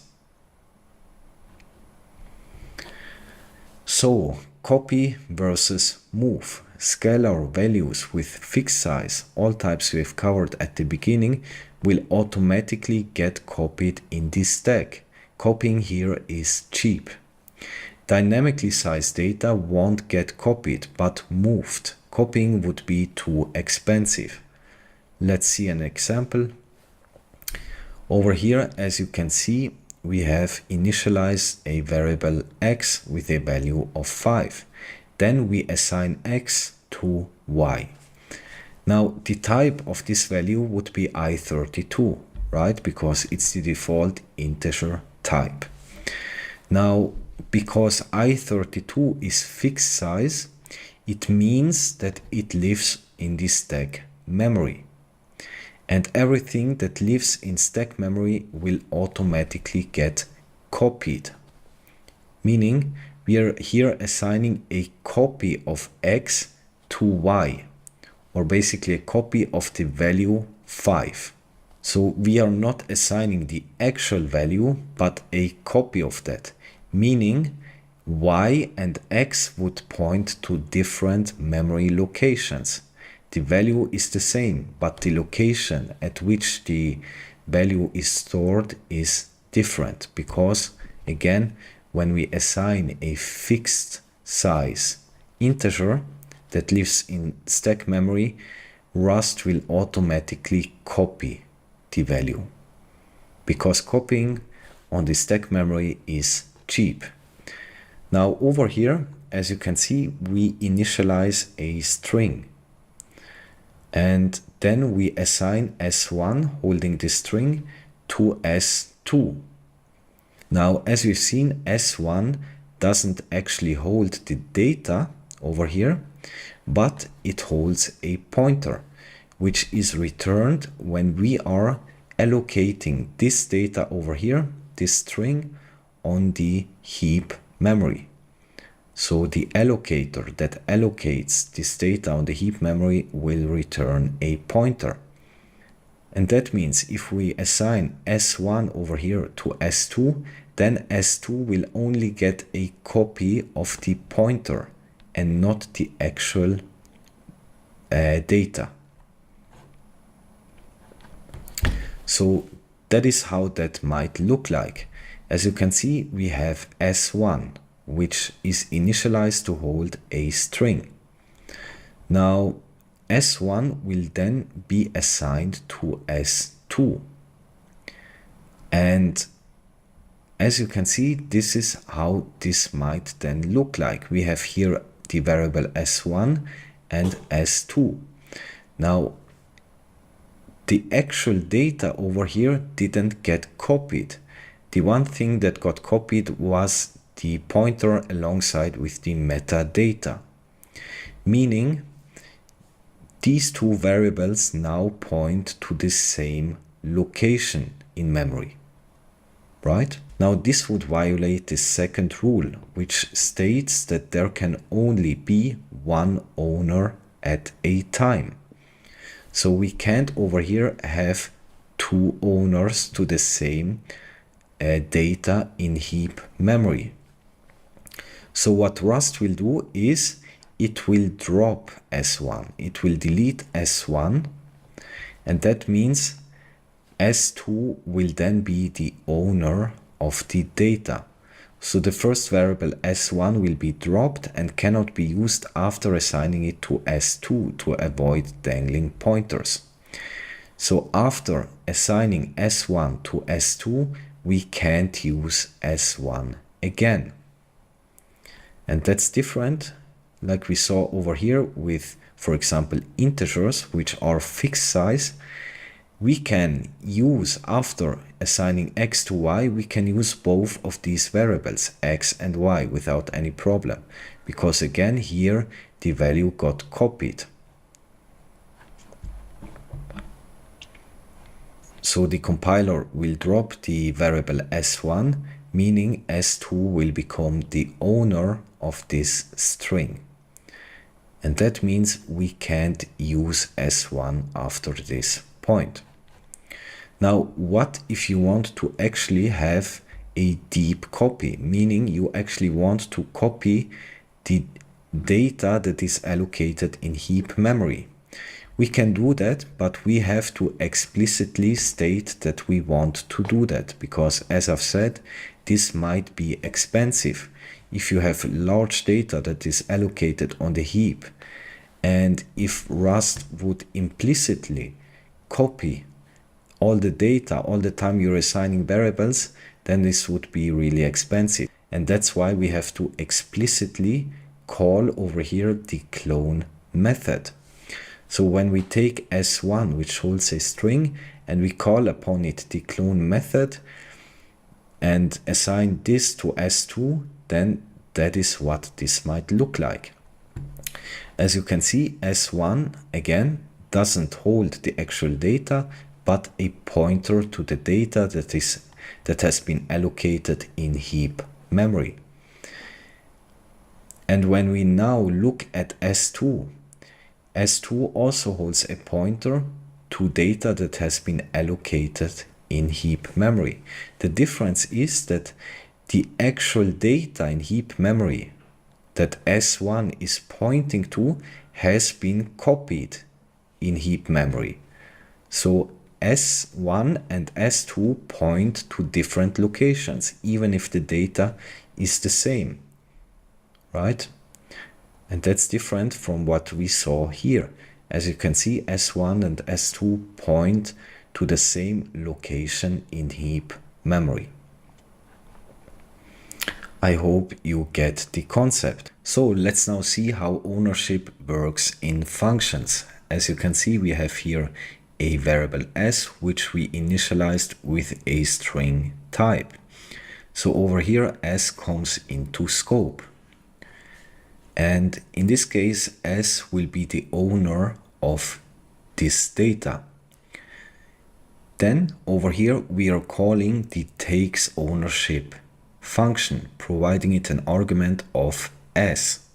So s value moves into the function and so is no longer valid here. Meaning the function takes ownership is now the owner of s.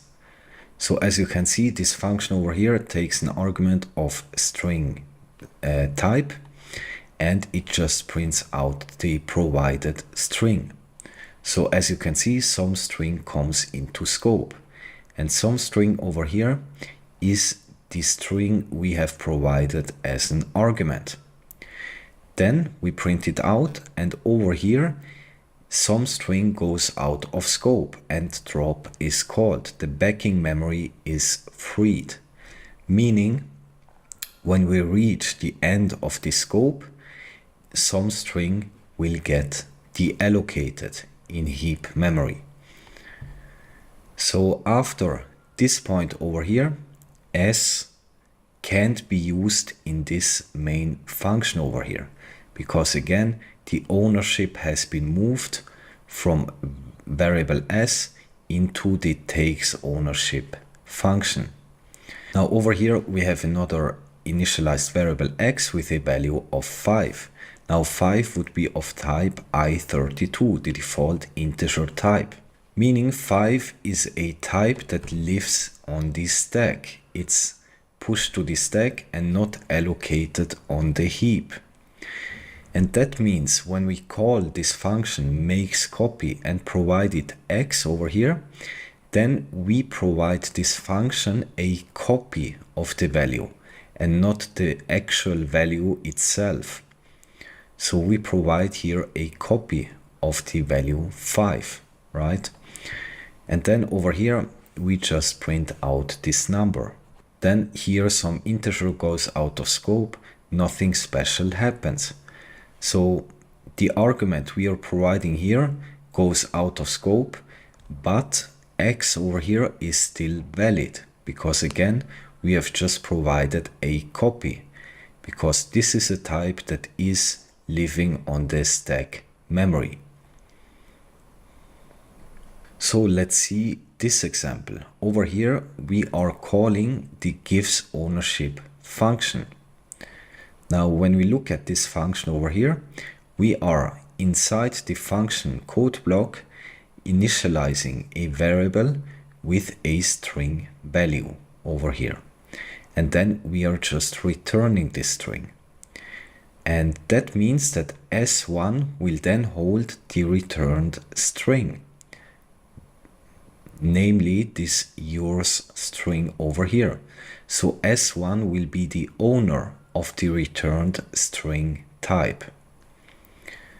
Over here, we are initializing S2 with a string over here. That means S2 is the owner of the string. Then we are calling here the function takes and gives back with an argument of S2, meaning takes and gives back will become the owner of this data. And that also means that after calling this function, we can't use the variable S2 because it has been dropped. Now, when we look at the function takes and gives back, it takes an argument of type string, which we are providing here, and then it just again returns the string, right? So S3 will then hold the return string. Basically, S3 then became the owner of this data, right? So we have transferred ownership from S2 to this function takes and gives back, and then from this function to S3. And then at the end of the main scope, S3 goes out of scope and is dropped. S2 was moved, we've seen that, we have moved it inside the function, so nothing happens. S1 goes out of scope and is dropped. So the variable S1 also gets dropped because it is the owner of this string type returned from this function. So you're now asking, why do I even care about all this stuff? In other languages, I don't have to worry about all of this, and this seems rather complicating a simple issue, right? Now, the main point of all of this is that ownership prevents memory safety issues. So by this concept of ownership, you are preventing dangling pointers, pointers that point to nowhere or some garbage values. Double free, which is trying to free memory that has already been freed. Or memory leaks, not freeing memory that should have been freed. And if you're coming from C or C++, you know exactly what I'm talking about here.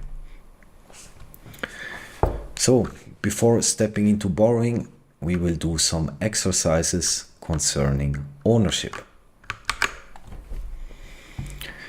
So let's see, number one, use as many approaches as you can to make it work.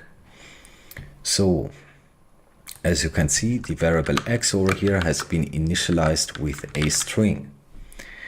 Then we are assigning x to y, so y also should hold a string. The problem over here is that we try to access x over here after it has been assigned to y.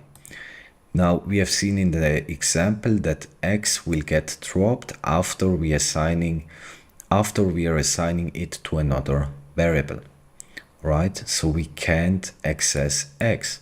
But what we can do is telling the compiler that we want a deep copy of the data that x is holding, and we are using for that the clone method. And then we can access both of these variables because the data has been cloned and x still lives on. Number two, don't modify code in main. Again, S1 has been initialized with a string. And then we are calling here take ownership and providing it an argument S2. As you can see, the function take ownership expects an argument of type string, and it just prints out the provided argument. Now we are then assigning the return value of this function to this variable. The problem here is that this function actually doesn't return anything. So this would hold a unit type, right? Now, if we want to return the argument over here after printing and using it, we can just return it like that. And if you return something from a function, you have to annotate the return type, and that would be string, right? Because we are taking here in the string and then we are returning it back. That means S2 will then hold the returned string. And then we can print out S2. And notice S1 can't be used after we have called this function with an argument of S1, because the ownership has been transferred to this function. So meaning S1 is holding the data over here, which means it's the owner. Then we call this function and provide it S1, meaning this function over here becomes the owner, and then we are assigning the return value to S2. So that means S2 over here will be the owner of the data in the end. Number 3, we are here calling the function give ownership. And as you can see, inside the function we are initializing a variable s which holds a string, and we call here the into bytes method on s. Now let me show you that in the documentation. So this is the into bytes method. Now as you can see, converts a string into a byte vector. So if we have a string over here and we call the into bytes method, then we will get this string over here, but represented as a vector of bytes. Okay. And the important thing here is that this consumes this string, meaning s over here will get consumed. And that means s can't be used after this point. Now, what we can do as an alternative, we can use as bytes. And as bytes just takes references, and references will be our next topic. So don't worry too much about it right now. But when we call the as bytes method over here, then the owner will remain the same, right? It doesn't consume the data. So what we can do over here is calling the as bytes method. And that means s remains the owner of this data, and we can return it then. And that means s over here will be then the owner of the returned value. And then we just print out s. Fix the error without removing code line. Again, we are initializing s with a string. Then we are calling the print_stir function with an argument s. And all we do is we then print out the string. But over here again, we try to access s. And that would be a compiler error, because we are over here providing s as an argument to this function over here, meaning this function will become the owner of the data s is holding. And that means s is not accessible anymore. What we can do over here is we can call the clone method.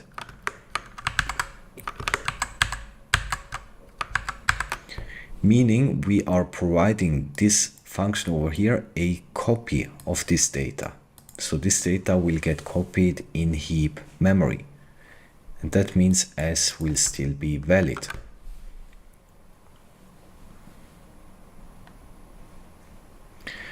Don't use clone, use copy instead. So over here we have a tuple. Now this tuple holds two integers, a unit type, and a string. Now let me annotate that. We annotate tuples like that, and we have to define each type of every value this tuple holds. So we have two i32 integers, one unit type, and one string. Now over here we are calling the clone method and assign it to y. So y should actually hold the same values, all right? And because we have called the clone method, we can use both variables without a problem. Now it says don't use clone, so we can't use clone over here. Now my solution to this would be, if you take a look at the types this tuple is holding, then we see that most of the types over here are actually on the stack memory, meaning they are of known fixed size, right? So integers and i32 would be of size 32 bits, right? A unit type would be of 0 bits. The only problem arises here because we have a string. Now a string is a heap allocated type, meaning its size is not known at compile time.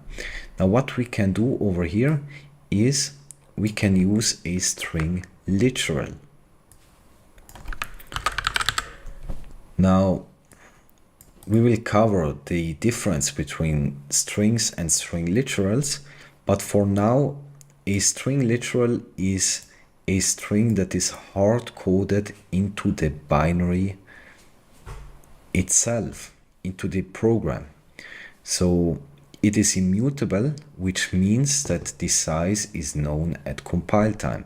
So all the types, the tuple holes, are of known fixed size at compile time. So over here we can do the same.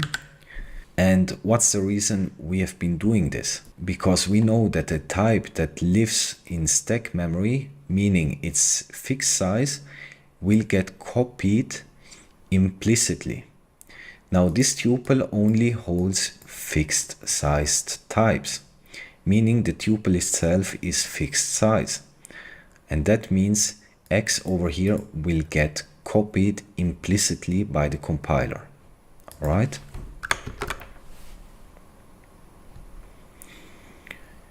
Mutability can be changed when ownership is transferred. As you can see, we are here initializing S with a string. Then modify this line only. We are here assigning S to S1. Now over here, as you can see, we are modifying the string that S1 is holding. And remember, when we assign S to S1, S1 will become the owner of this data, meaning S will get dropped. So we are then trying to mutate S1, and we are pushing to it the string world.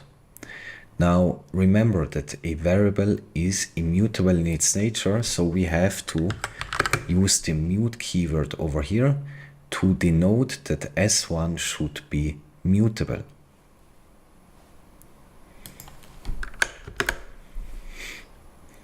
And that means that if the ownership has been transferred to another variable, we can change its mutability, right? Even if S was immutable, we can make S1 mutable without problem, because S1 is now the owner of the data.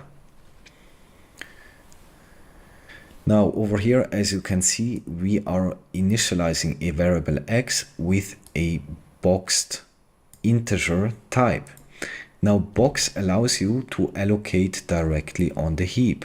As you know, this is an i32, and i32s normally live in stack memory. When we use this over here, box new, and we box this i32, it means it gets allocated on the heap. And that means X will then hold a pointer to the data that was allocated in heap memory. So the type annotation here would be box, and this box holds an i32. And X then basically holds a pointer.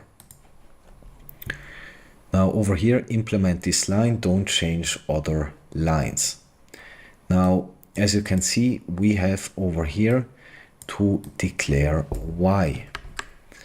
Now Y gets dereferenced, and that means we have over here to get back a pointer. So we can do basically the same thing like we did before. We can use box, new, and let's do 1, for example. So the variable 1 will hold a box with a type of i32. And as I've said, we allocate this integer on heap memory, meaning we get back a pointer, and the pointer is a memory address to the location where this data has been allocated. Now, because Y holds a memory address, we can't assign a value, an integer value, directly to y, because y is just holding an address and not an i32 type. Because remember, we can just assign a value to a variable if both of them are of same type. Now, as you can see, y holds a type of box i32, which is not the same type. That means we have to dereference, and we are dereferencing using this star operator. And this star operator means we go to the location of y, because y is holding a memory address, and we want to access the value, right? So we want to access this integer that has been allocated on the heap. And that means we can assign a new value to y, but we have to use this star operator. And again, over here you can see it even better. This would be equal, right? Because x is pointing to a location in memory which holds an integer value of 5. Now, if we would omit this star operator, this would not match, because x would hold something like that.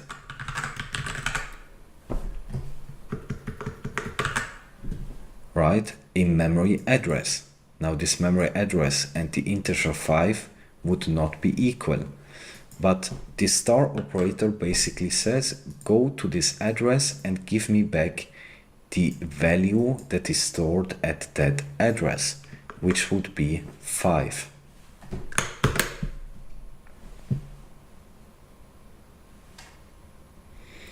And of course, we have to make this variable over here mutable, right? Because we are here mutating y. Partial move. Within the destructuring of a single variable, both by move and by reference pattern binding can be used at the same time.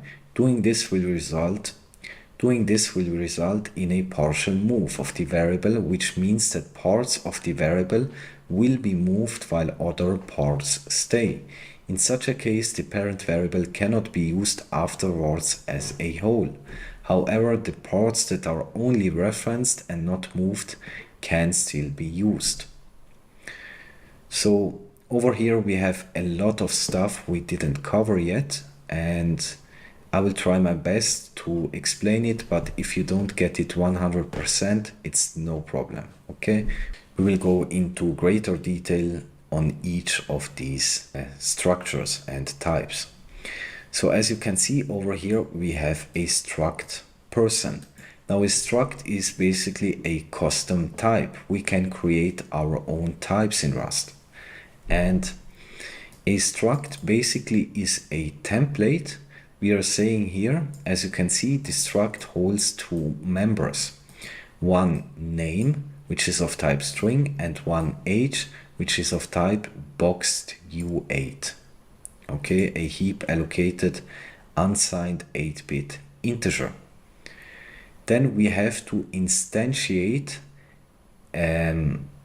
this person struct, meaning we are using this template and create basically a concrete value of that.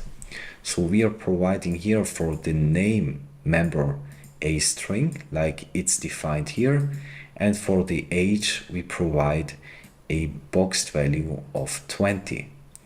Now this person variable will then hold a type of person, right? This is now our own custom defined type.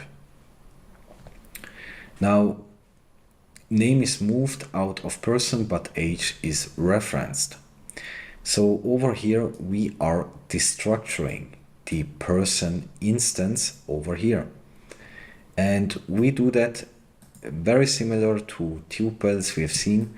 We use the let keyword, the name of the struct, and then we destructure the fields. So the person instance over here will get destructured, meaning person name will get put into the name variable. And the age member here will get put inside this age variable. Now notice something, we are here using the ref keyword, meaning the age variable will only take a reference of this data and not the actual data itself. But name will get moved inside this variable. So the name variable here will be the owner of this string, right? And that means that person is not the owner of this string anymore. It has been when instantiating this struct, but it is not anymore.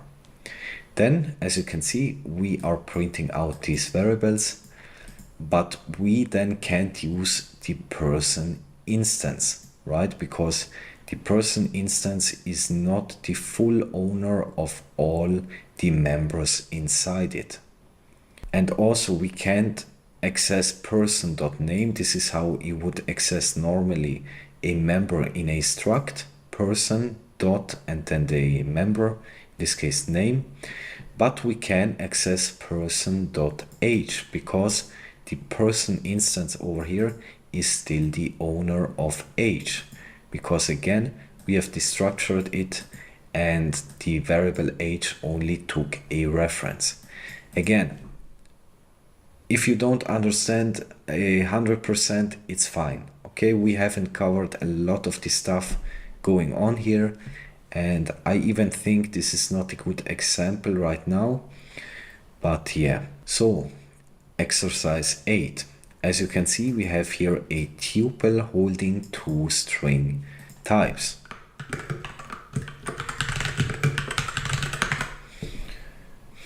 Now we are assigning the first element of the tuple, and by the way, tuples are also zero index like arrays, and we can access the indexes like this: the name of the variable, and then dot and the index we want to access, in this case the first one. That means that underscore s will hold a type of string, right? Namely this over here. And that means the ownership of this string data here got transferred to this variable. So underscore s is now the owner of this data. Meaning we can't access t again because t is not the owner anymore of all the values it contains in the tuple, right? So we can't use it again, but we could still use t at index 1 because this over here is still owned by t because only the first element has been moved out.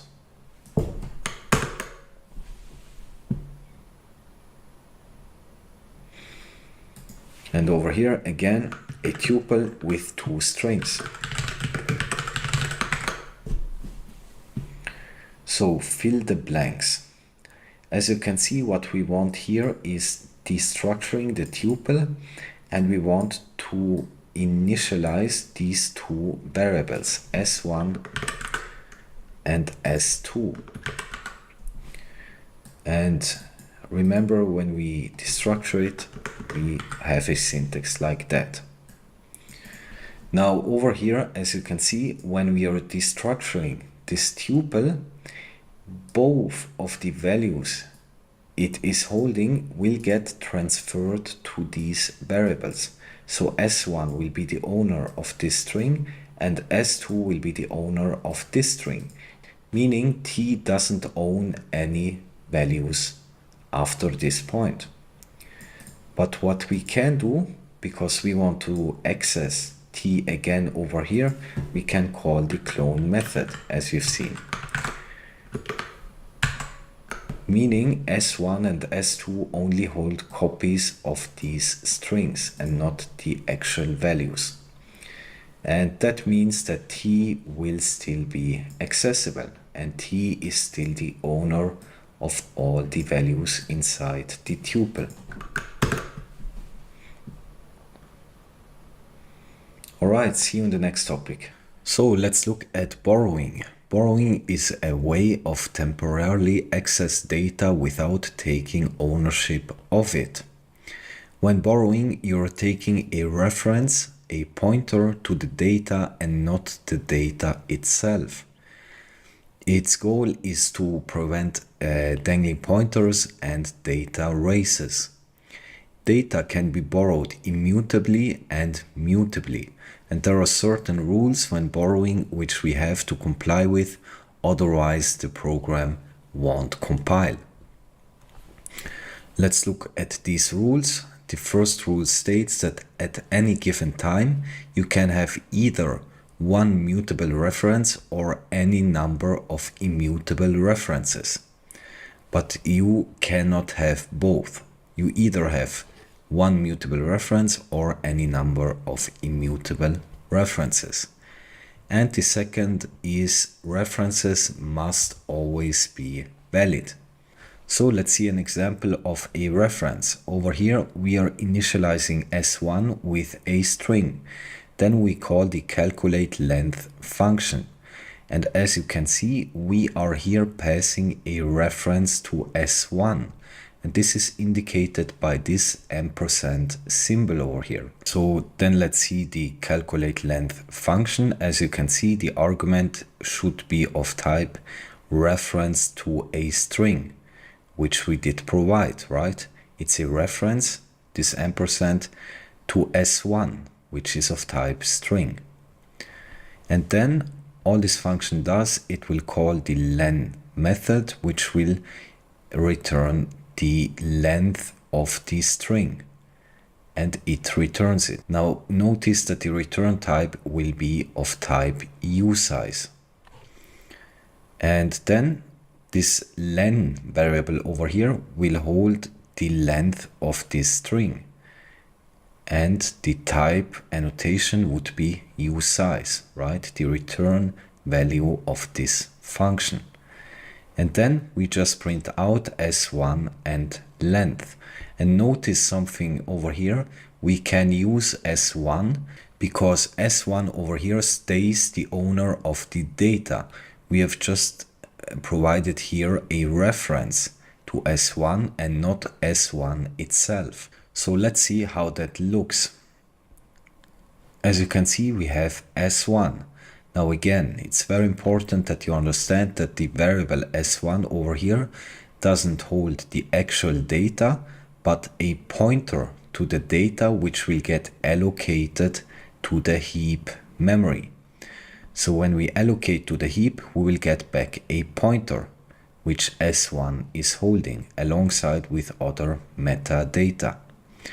Now, because over here we are providing S1 as a reference, that means the variable S from this function will then be another pointer, which points to the S1 variable.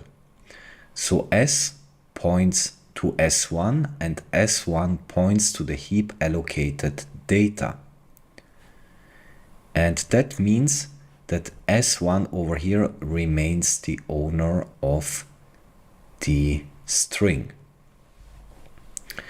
Let's see mutable references. As you can see, we initialize a string and assign it to S.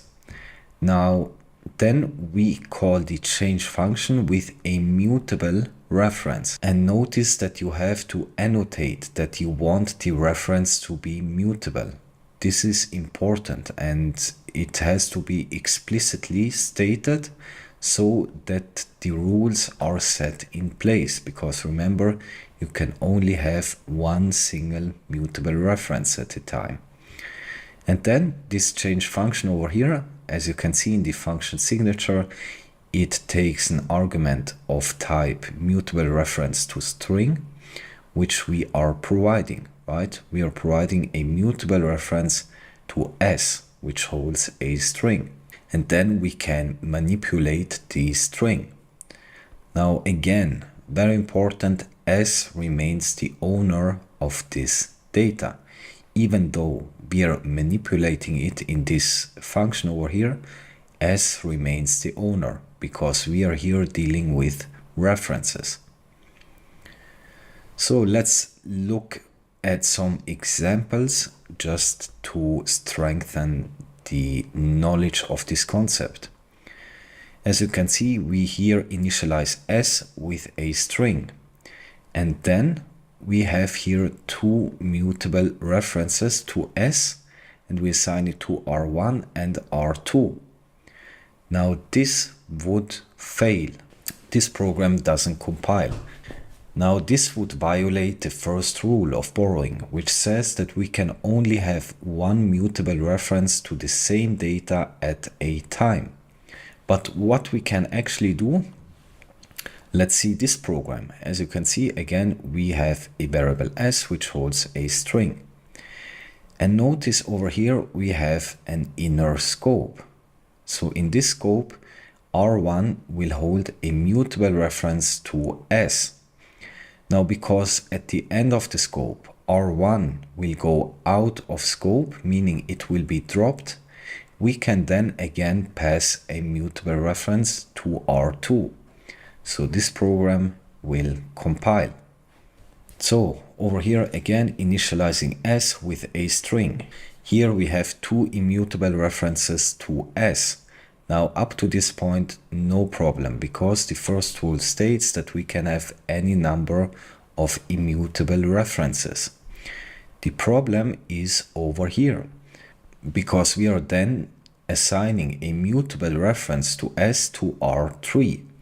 This is a problem, because this would violate the first rule of borrowing, which says that we can either have any number of immutable references or one single mutable reference. But we can't have both of them, immutable and mutable references, at the same time. Now over here, as you can see, we have the exactly same program, but as you can see, we are here having two immutable references assigned to R1 and R2, and then we just print it out. Now after this point over here, the variables R1 and R2 won't be used in the entire program, and that means that we can assign then a mutable reference to R3. It's important to notice here that again we don't use R1 and R2 after this point. So it's allowed to have a mutable reference over here. While over here, as you can see, we are trying to access all of them at once. This would cause a problem. Now I've showed you some of the reasons why the compiler is so strict, and one of them was dangling references. So let's see what a dangling reference is. As you can see over here, we are calling a function dangle. Now in dangle, we are initializing a variable with a string type, and then we are returning over here a reference to this string. As you can see in the return type, it is a reference to a string. Now the problem here is that when the function returns, this variable over here will hold a reference to this string, right? And s over here will get out of scope at the end of this function scope here. And that means this variable over here will point to something that has already been dropped or deleted. So it points to a garbage value, right? And Rust won't allow you to compile a program like that, because this will violate the second rule, which states that references must always be valid. Very important. And to avoid that, we can change this dangle function over here and just returning the string itself, right? So reference to nothing would then be the owner of the string. But returning a reference to something that has been declared inside the function scope is a bad idea. All right, let's do some exercises. As you can see, we have here a variable holding an i32 value. Then over here, fill the blank, and we have to complete this p assignment over here. Now let me see over here, the memory address of x is, and we are providing p. So we want to print out here the memory address. And by the way, this is the notation if we pass here a pointer, that it actually outputs the address of the memory location that p is holding. So over here, what we want to do is we want a reference to x. Now, as I've told you, p will then be of type reference to an i32, right? Because x is holding an i32 type. Now, a reference to an i32 is basically a pointer to a location in memory that points to this data over here. So p here holds a memory address. We will see that when we execute this program. As you can see, the memory address of x is this. So this memory address is where the value 5 is stored in memory. And we are accessing that using a pointer over here. Again, a pointer is just a normal variable which holds a memory address. In this case, the memory address of x, right? So this is a reference to x. Over here, again, we have variable x holding i32 type and a reference to x, which is a reference to an i32 value. Modify this line. Again, we compare here y with 5. Now, y doesn't actually hold the value 5, it holds a memory address. Now, to access the data at which this y pointer here will point to, we have to dereference, and we do that with the dereference operator, like that. That means go to the location of y and give me the value, right?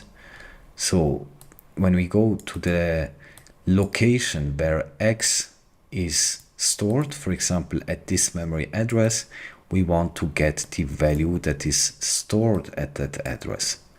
And we are using here the star operator just to access the value.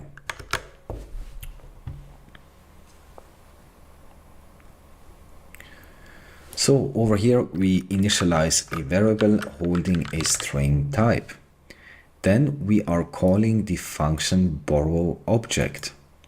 And as you can see, the borrow object function expects an argument of type reference to a string. But what we are here providing is a string, right? We are providing s, which is of type string. Now we want here to pass a reference to s, meaning a reference to string.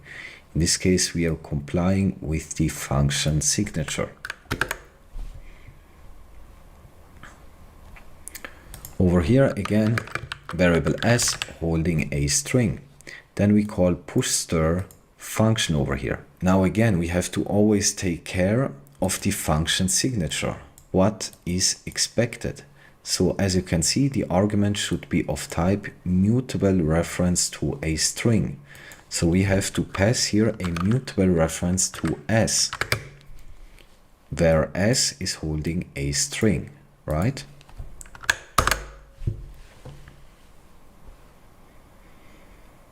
Number 5, again, here having a string. And as you can see over here, we are mutating p. So that means we want to have a mutable reference to s. As you can see, p will then hold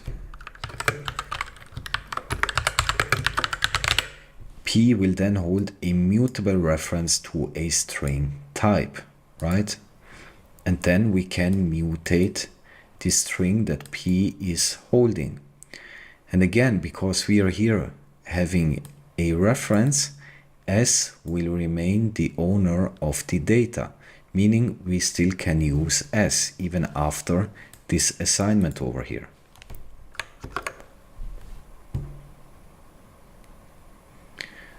Ref can be used to take references to a value similar to ampersand.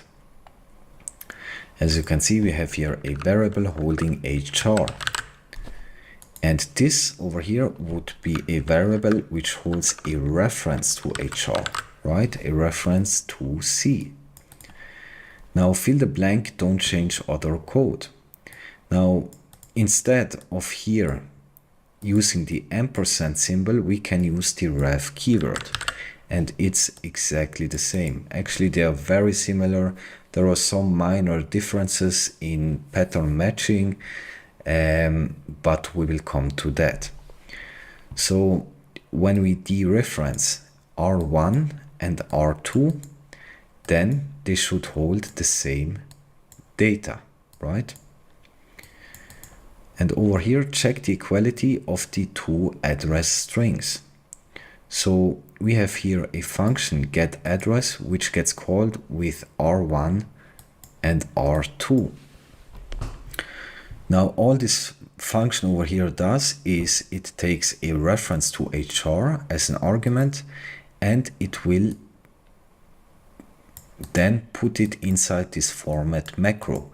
Now this format macro over here is the same as the print line macro, with the difference that the print line will print to the standard output, while format will return a string, right? So we take this argument, and then we will return here the memory address of this reference. Now in this case, R1 and R2 should hold actually the same memory address, right? Because they are pointing to the same data, in this case C. So R1 is pointing to C and R2 is pointing to C. All right, so let's see. And this is compiling. Borrowing rules. Remove something to make it work, don't remove a whole line. Again, here having a mutable variable S, which holds a string. Then we have two mutable references to S, and this actually would fail to compile. Because again, we can only have one mutable reference at a time. So to solve this, as you can see over here, we are just printing out R1 and R2. So these references over here don't need to be mutable, right? Because it's sufficient that we have a read-only reference to S. And again, the rule states that we can have as many immutable references as we want. So this is compiling, and also just to show you,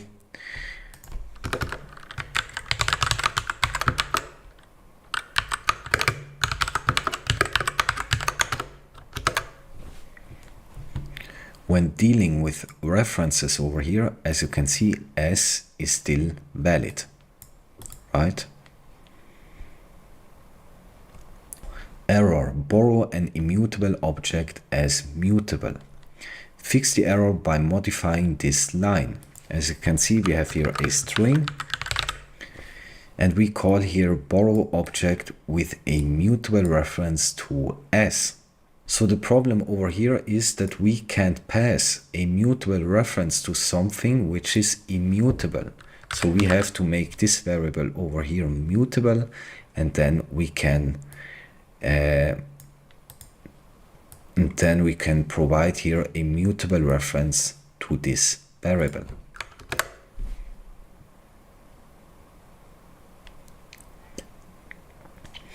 But the other way around, it's no problem. Okay, borrow a mutable object as immutable.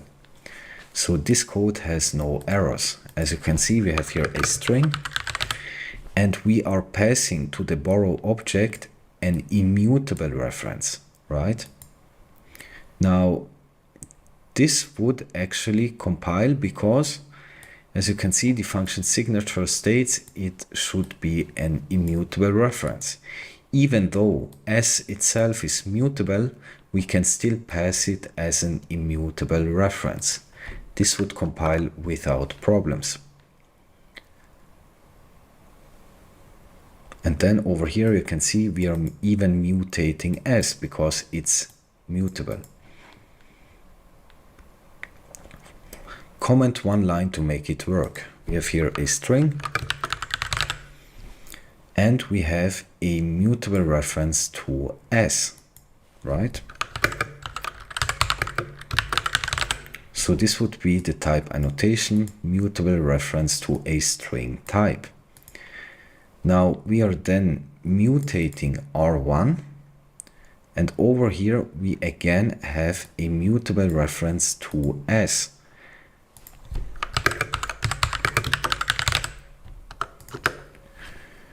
And then we are modifying R2.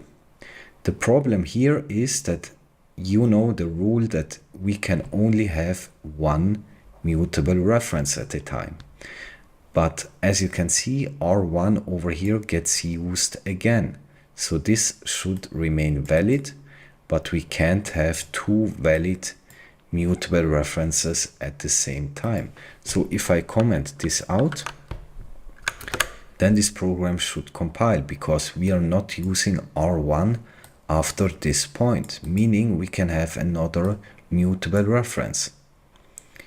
And even if I print out here R2, this should also compile, because over here the only valid mutable reference to s would be R2, because we are not using R1 after this point. So over here again we have a string, and we have two mutable references to s. Now if we would run that, it would actually compile. As you can see, the program compiles. Even though we have two mutable references to s, but we are not using any one of these in the program. But over here it says add one line below to make a compiler error. Cannot borrow s as mutable more than once at a time. You can't use R1 and R2 at the same time. So let's use both of them over here to force this compiler error.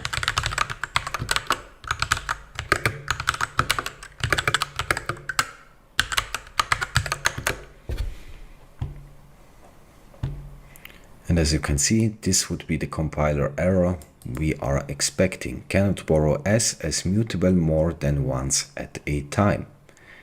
And over here you can see really the Rust compiler is one of the best compilers I've ever seen, because it provides you with really useful compiler messages. Alright, see you in the next topic. So we have now reached the topic of compound types. Now a compound type is a type which is made up of other types. For example, a string is made up of characters, so it's considered a compound type. Now we have in Rust two types of strings. We have string with a capital S, string like that, and we have string slices. Now if I say string, I will always refer to this type.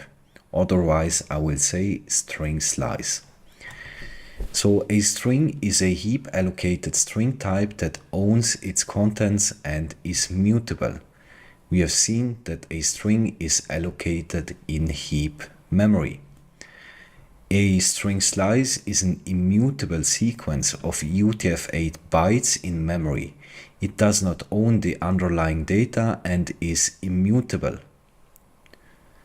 So think of string slice as a view on a sequence of characters stored as UTF-8 bytes in memory. It's basically just read only. So use string slice if you just want to view a string. And string slice is more lightweight and efficient than string. And use string if you need to own the data and be able to mutate it. Then we have string literals. A string literal is a sequence of characters enclosed in double quotes. It's fixed size, compile time known sequence of UTF-8 bytes. The type is reference to static string, which indicates the data is stored in static storage, meaning it is valid throughout the entire lifetime of the program. The data is hard-coded into the executable and stored in read-only memory, meaning they are immutable. So let's now see an example of a string slice, and I'm seeing my head is in the way here. Let's do it like that. So let's see. Over here we are initializing s with a string. Now again, I repeat myself, I know, but this is very important. S doesn't hold the actual data. It holds a pointer which points to the data that is allocated in heap memory. So S will have a pointer alongside other metadata that will point to the first character of the string. And let's now consider this world variable here. So we are taking a reference to S, meaning S will remain the owner of the heap allocated string. So we are taking a reference to S and providing here an offset from 6 to 11. Now I hope you remember, in a range this would be excluded, so it would be from 6 to 10. So when we look at the world variable, we see that it has a pointer and a length. Now this length over here is actually false. I'm sorry for that. This should be the length of the string slice. In this case, 1, 2, 3, 4, 5. So this pointer points to the offset of the string we have provided. So it points to index 6 and it goes to 10, because again 11 is excluded. So this world here will hold a string slice of this word, right? So the string slice world points to a sequence of characters stored on the heap. This is basically just a view into a heap allocated string, and that's why it's immutable. Alright, the type of string literal hello world is &stir. For example, let s string slice equals hello world. Now this would be a string literal, right? Because we are hard coding it into the executable. And a string literal is also considered a string slice because it's also immutable. And it's basically just a reference to the static memory this string gets stored in. So stir and string slice. We can't use stir type in normal ways, but we can use reference to stir. Fix error without adding new line. As you can see, this would over here be a string literal. We are hard coding this string into the executable, into the program itself. So again, we can't use stir as a type, but we can use a reference to a stir, right?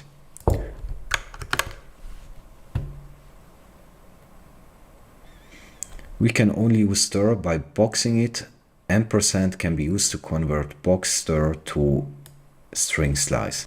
Now fix the error with at least two solutions. As you can see over here, we have a string literal, a string hard-coded into the program itself. Then we call the into method. We will cover that later, but basically into will convert a type into the type we are annotating here. So this string literal will be put into a box, meaning it will be heap allocated. Then we are calling this greetings function with an argument s. And as you can see, s, this argument over here, has to be of string slice. So what we can do over here to convert this box into a string slice is passing a reference to this box.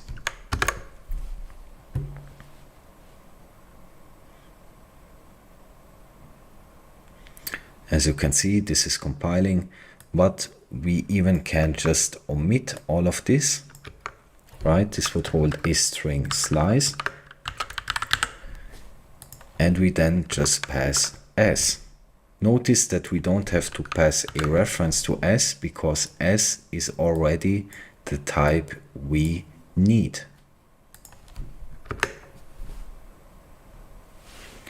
String type is defined in standard library and stored as a vector of bytes, vec, but guaranteed to always be a valid UTF-8 sequence. String is heap allocated, growable, and not null terminated. So let's see, we want to initialize here s with a string, right? Then we are mutating this string over here and mutate it again. Now over here we are pushing to it a string literal, and over here we are pushing to it a single char. Now if you push a single char, you just use the push method, not the push stir method. And in the end, s should hold hello world. Now we can initialize here an empty string like that.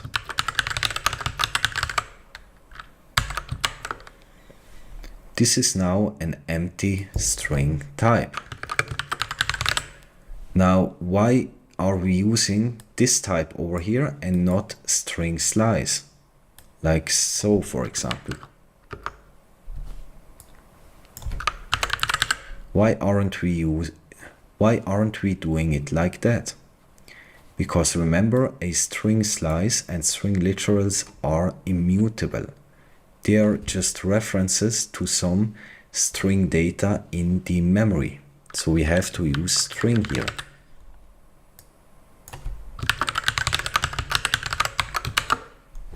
So we are here initiating an empty string, and then we are mutating it and push to it hello world and this exclamation mark.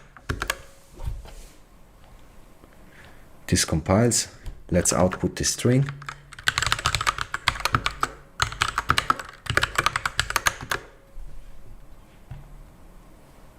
As you can see, the string over here has been mutated. And that's the whole point of using this string type over here. They can be mutated, they can grow and shrink and so on. So let's see exercise 4. Fix all errors without adding new line.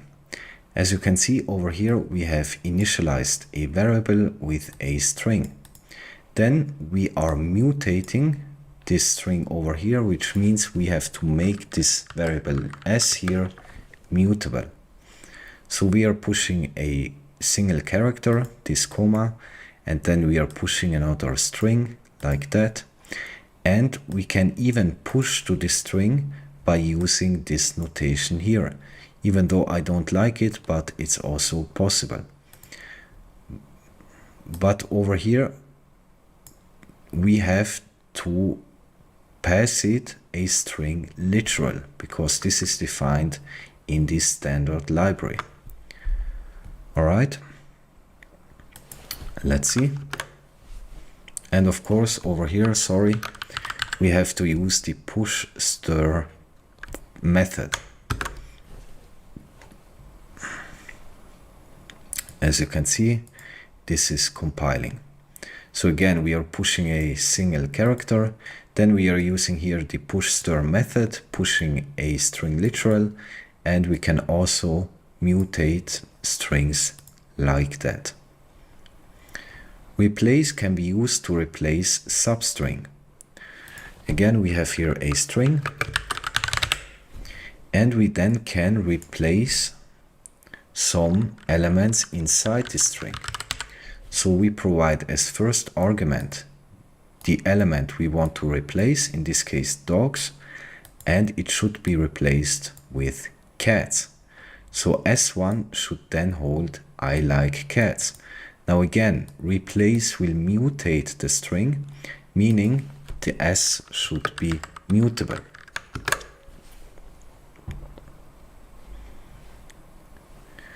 More string methods can be found under string module. So number 6, you can only concat a string with a string slice, and strings ownership can be moved to another variable. So we have here S1 holding a string and S2 also holding a string. Now as you can see, we want to concatenate these two strings, and we can use the plus operator for that. Now in the Rust documentation it says that the first argument should be of type string, while all other arguments must be string slices. So we have to convert S2 over here to a string slice. Now there are two possibilities. The first one is using the stir method like that. So this over here will then be considered as a string slice.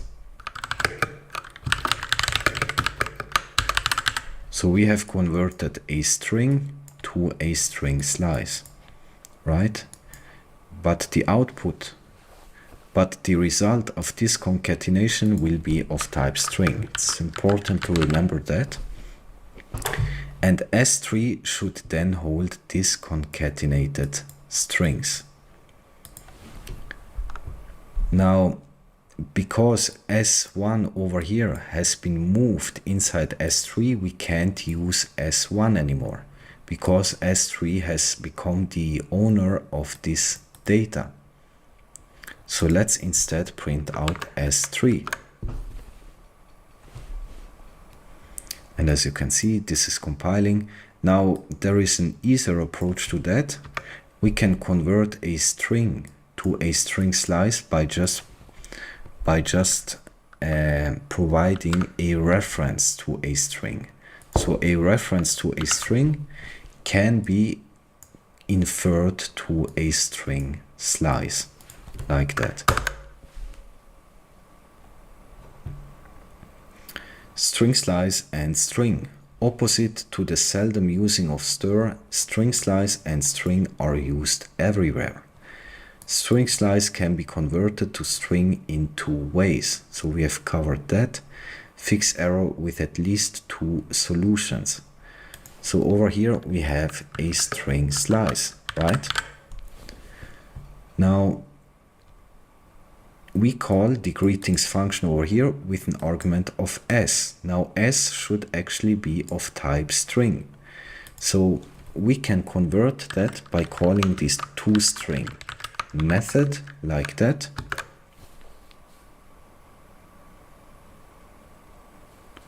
So we have converted here a string slice to a string. All right. The second way would be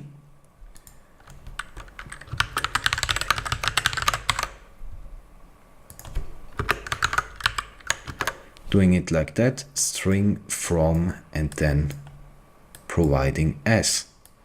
As you can see, this is compiling, and there are other ways, for example toOwned, even though I think this is not used that much because it's more general, but it's also possible.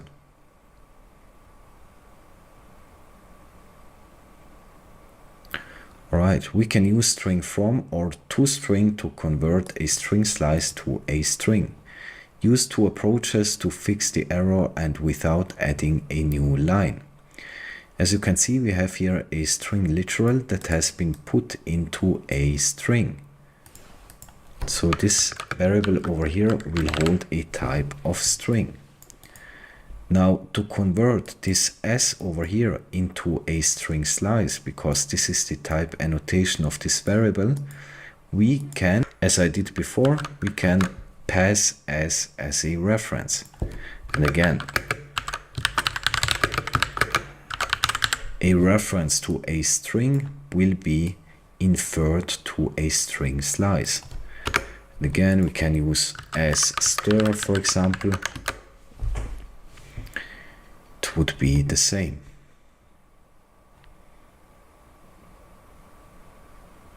String escapes. You can use escapes to write bytes by their hexadecimal values. Fill the blank below to show I'm writing Rust.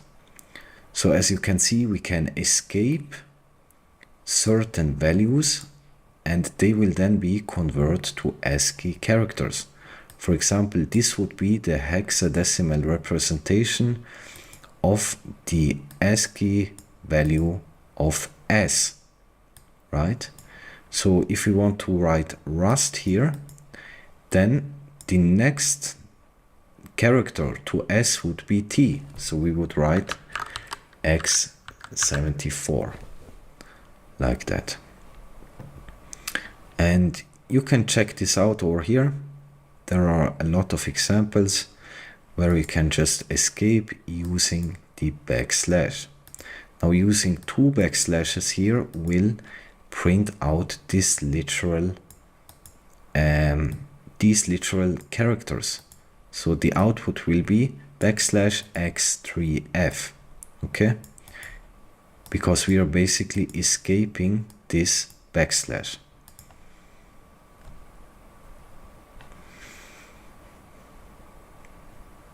All right, and over here we have raw string, and a raw string is a string in which there are no escapes. So everything is printed literally as it is written. So the output of this, let me run that. So the output of this would be backslash x3f. It won't be converted to an ASCII character. So let's see, string index. You can't use index to access a char in a string, but you can use slice, reference to a S1 for example, and the offset. So let's see, we have here a string. And now we want to access the first character. Now in most programming languages this would be possible, but in Rust you have to use string slices, meaning you take a reference to S1 and then provide the offset. If we want to only access the first character, we would provide an offset in form of a range from 0 to 1. Now again, in a range this would be excluded, meaning we only access this first element. So the return type will then be a string slice. Notice something here. When we assert age, we would have a string of age and not a character. Even though we are here only accessing a character, we are accessing it using this string slice notation over here. So remember, a string slice is just a view into a heap allocated string, right? So we are just looking what is at this location. In this case, we just want to access the first location over here, right? Modify this line to fix the error. Tips: this would take 3 bytes in UTF-8 format. And that's right, we have said that a character in Rust is of size 4 bytes. Now a character in a string is a little bit different. So if it is an ASCII character, then it will usually take 1 byte. And these Unicode characters can take 3 bytes, or I guess some of them even 4 bytes. Alright, So we want to have in H1 only this character. So again, we are taking a reference to S1 and providing an offset. So H would be at index 0, I would be at index 1, this comma index 2, and then this will be index 3. Now this takes up 3 bytes, so we have to provide here an offset from 3 to 6. Remember, 6 is excluded, so it goes from 3 to 5. 3, 4, 5. 3 bytes. Let me output that.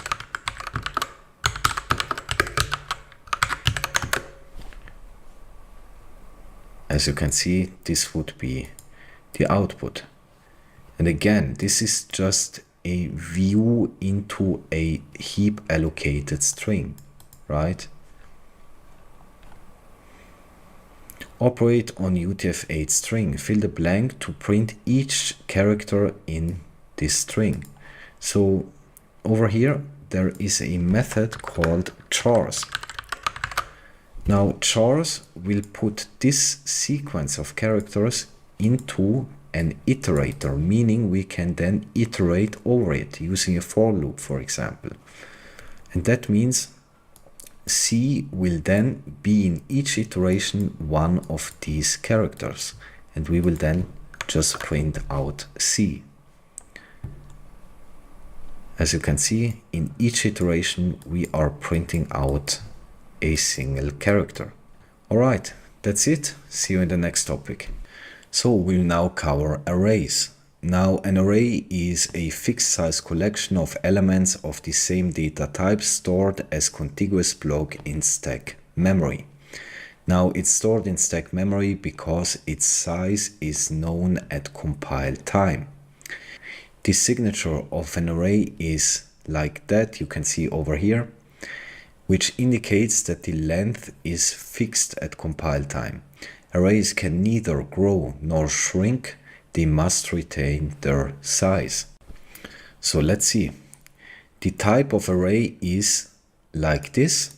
As you can see, array's length is part of their type signature, so their length must be known at compile time. For example, you can't initialize an array like below. This would not be possible. As you can see, we have an init_r function which takes an argument of type i32. And then we try over here to initialize an array with the length that is provided as an argument. Now this would be a compiler error because, as we've seen, the size of an array must be known at compile time. If we do it like that, the size of the array would only be known at runtime. This will cause an error because the compiler has no idea of the exact size of the array at compile time. Let's see, fill the blank with proper array type.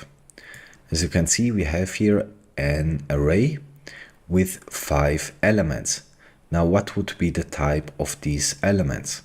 It would be the default integer type, which is i32. So we annotate arrays like that in square brackets. Then we would have the type of the elements and the amount of elements inside of the array, which is 5. Modify the code below to make it work. So we can call the len method on an array, and it will then provide the length of the array. So in this case, this would be 5, right? Because there are 5 elements inside. Number 2, we can ignore parts of the array type or even the whole type. Let the compiler infer it for us. So we actually don't have to annotate the type, or we can annotate the type but leave, for example, the type annotation here for the compiler to infer. Fill the blank. Arrays are stack allocated. Size of val returns the bytes which an array occupies. A char takes 4 bytes in Rust, Unicode char. So we have seen that before. The size of val will just take an argument and it will output the size in bytes the provided argument occupies in memory.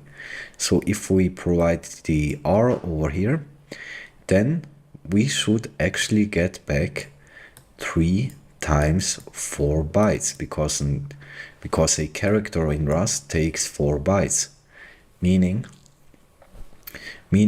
this array over here would occupy 12 bytes in memory.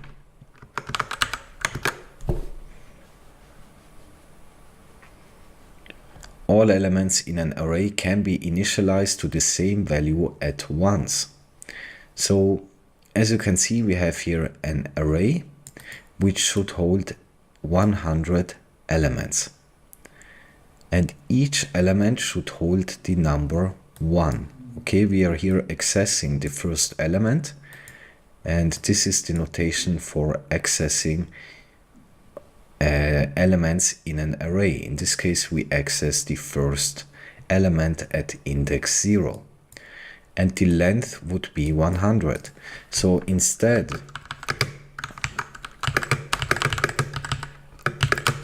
of typing out 100 times 1, we have a shorthand syntax for that.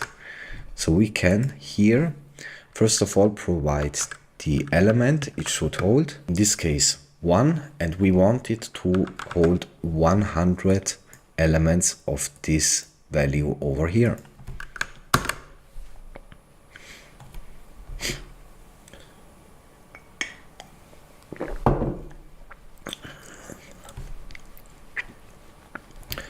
Number 4, all elements in an array must be of the same type.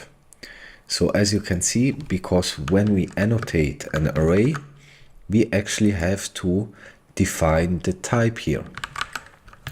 In this case, we want integer types, and we have 3 of them. Now, as you can see, this is a char, and this is not possible. All elements inside an array must be of the same type.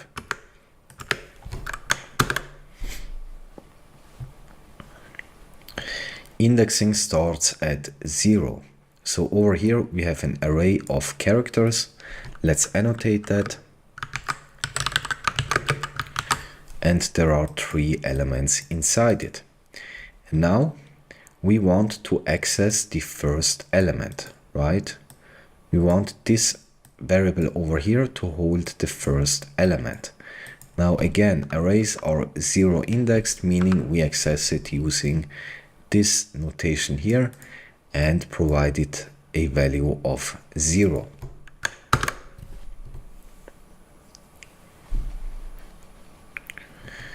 Out of bounds indexing causes panic. So over here we have an array which holds 2 strings, and we want to access the first element, right? Now we can use this notation over here like we did before, or we could use the get method. The difference is that get will return an option type. We'll cover that in a later episode, but it's generally safer than using this notation.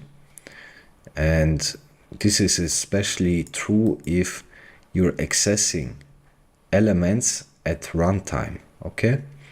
So we can use this notation, or we could use this notation. Now over here this would panic because this array has only 2 elements, meaning indexes 0 and 1. So let's access here index 1.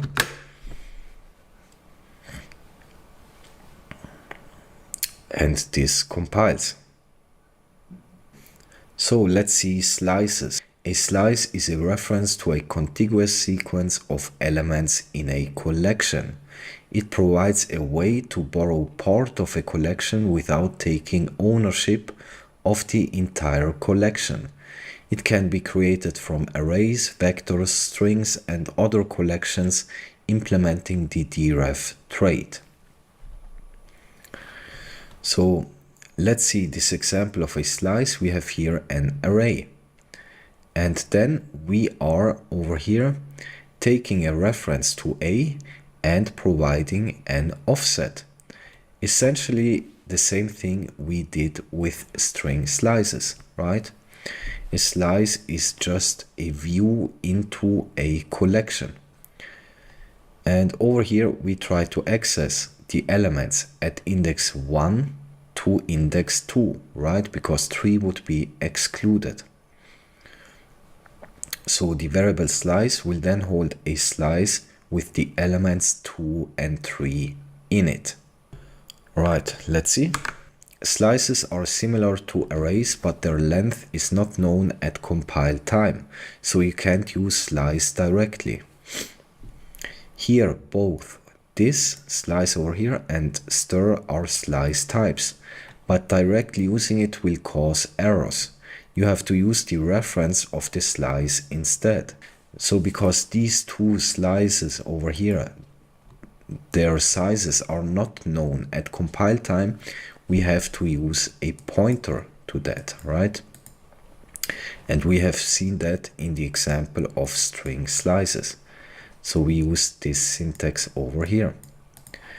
Fix the errors, don't add new lines. As you can see, we are holding here an array. Let's annotate the type like that. And this is an array of 3 I32 integers.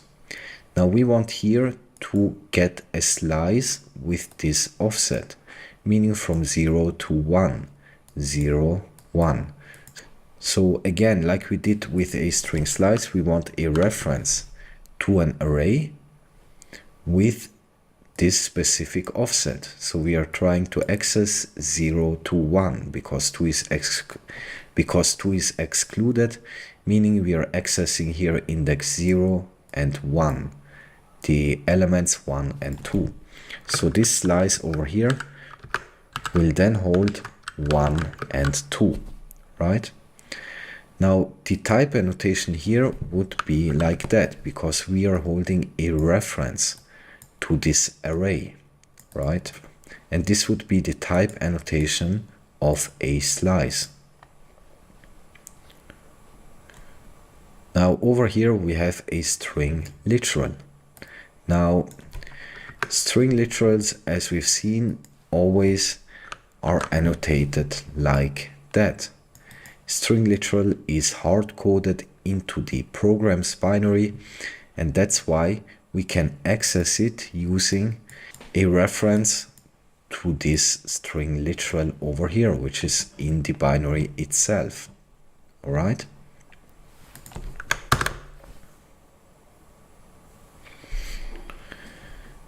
A slice reference is a two-word object. For simplicity reasons, from now on we will use slice instead of slice reference. The first word is a pointer to the data and the second word is the length of the slice. The word size is the same as usize, determined by the processor architecture. For example, 64 bits on an x86-64. Slices can be used to borrow a section of an array and have the type signature like this, where T over here stands for the type. As you can see, we have here an array with 3 characters. Now we want to have a slice of this array with the first 2 elements, these 2 elements.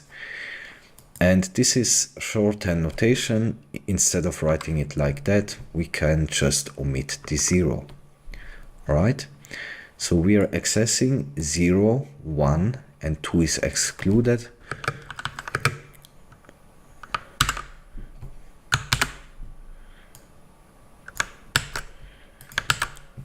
So the slice variable should hold a slice with these elements.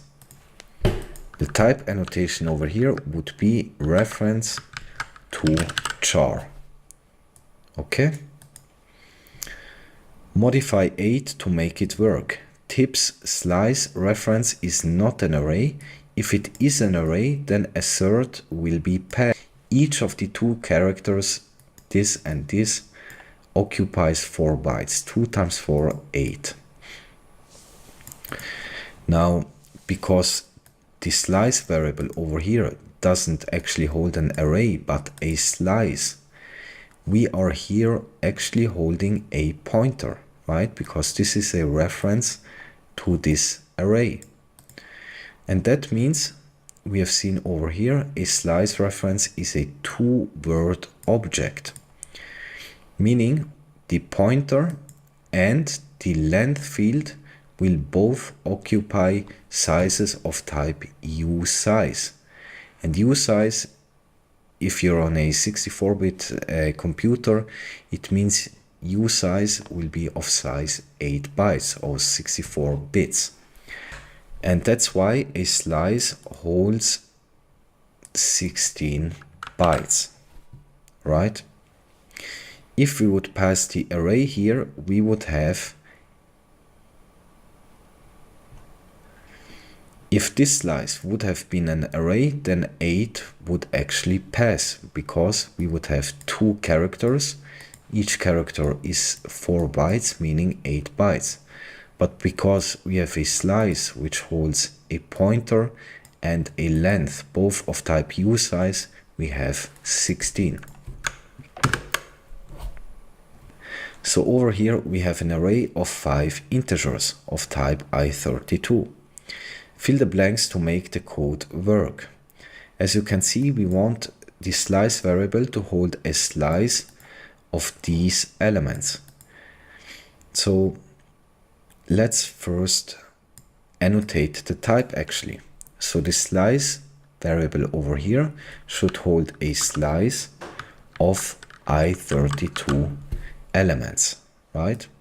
So we are taking a reference to the array and provided an offset. We want to go from this to this, meaning index 0, 1. We are starting at 1 and we go up to 0, 1, 2, 3, 4. And I choose 4 here because 4 is excluded. So we will go from 0, 1, 2, 3 to index 3.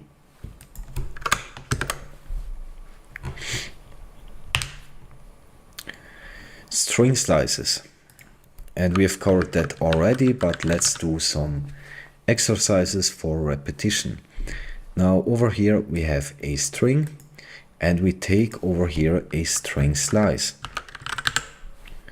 meaning we take only the first 2 characters.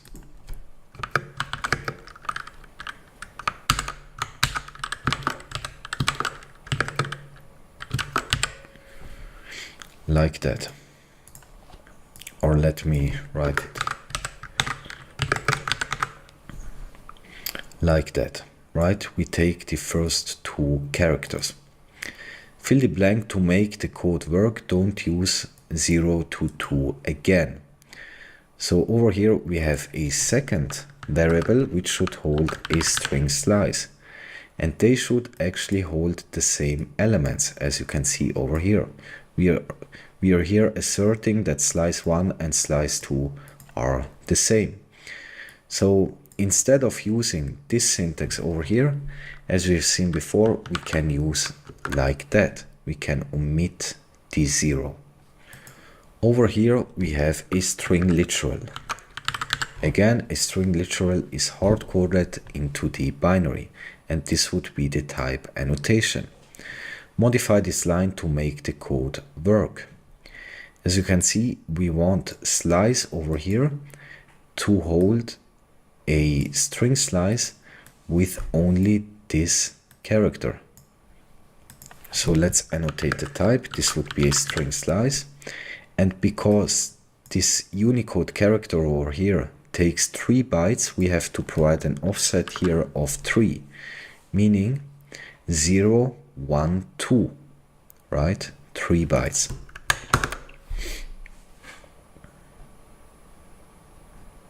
All right, last one. Number 6, a reference to a string can be implicitly converted into a string slice. Now over here we initialize a variable s which holds a string. Here, reference to S is reference to string type, but first word needs a string slice, as you can see over here. It works because reference to string can be implicitly converted to string slice. So as you can see over here, we are calling the first word function, which takes as an argument a type of string slice. And this would actually work because we are here providing a reference to S, which means this over here is a reference to a string, right? And a reference to a string can be converted to a string slice implicitly by the compiler. So then this function over here will take a reference of S and provides an offset from 0 to 1, where 1 is excluded, so we just take the first element. And it returns this as a string slice. That means that the return value of this function will be assigned to the word variable.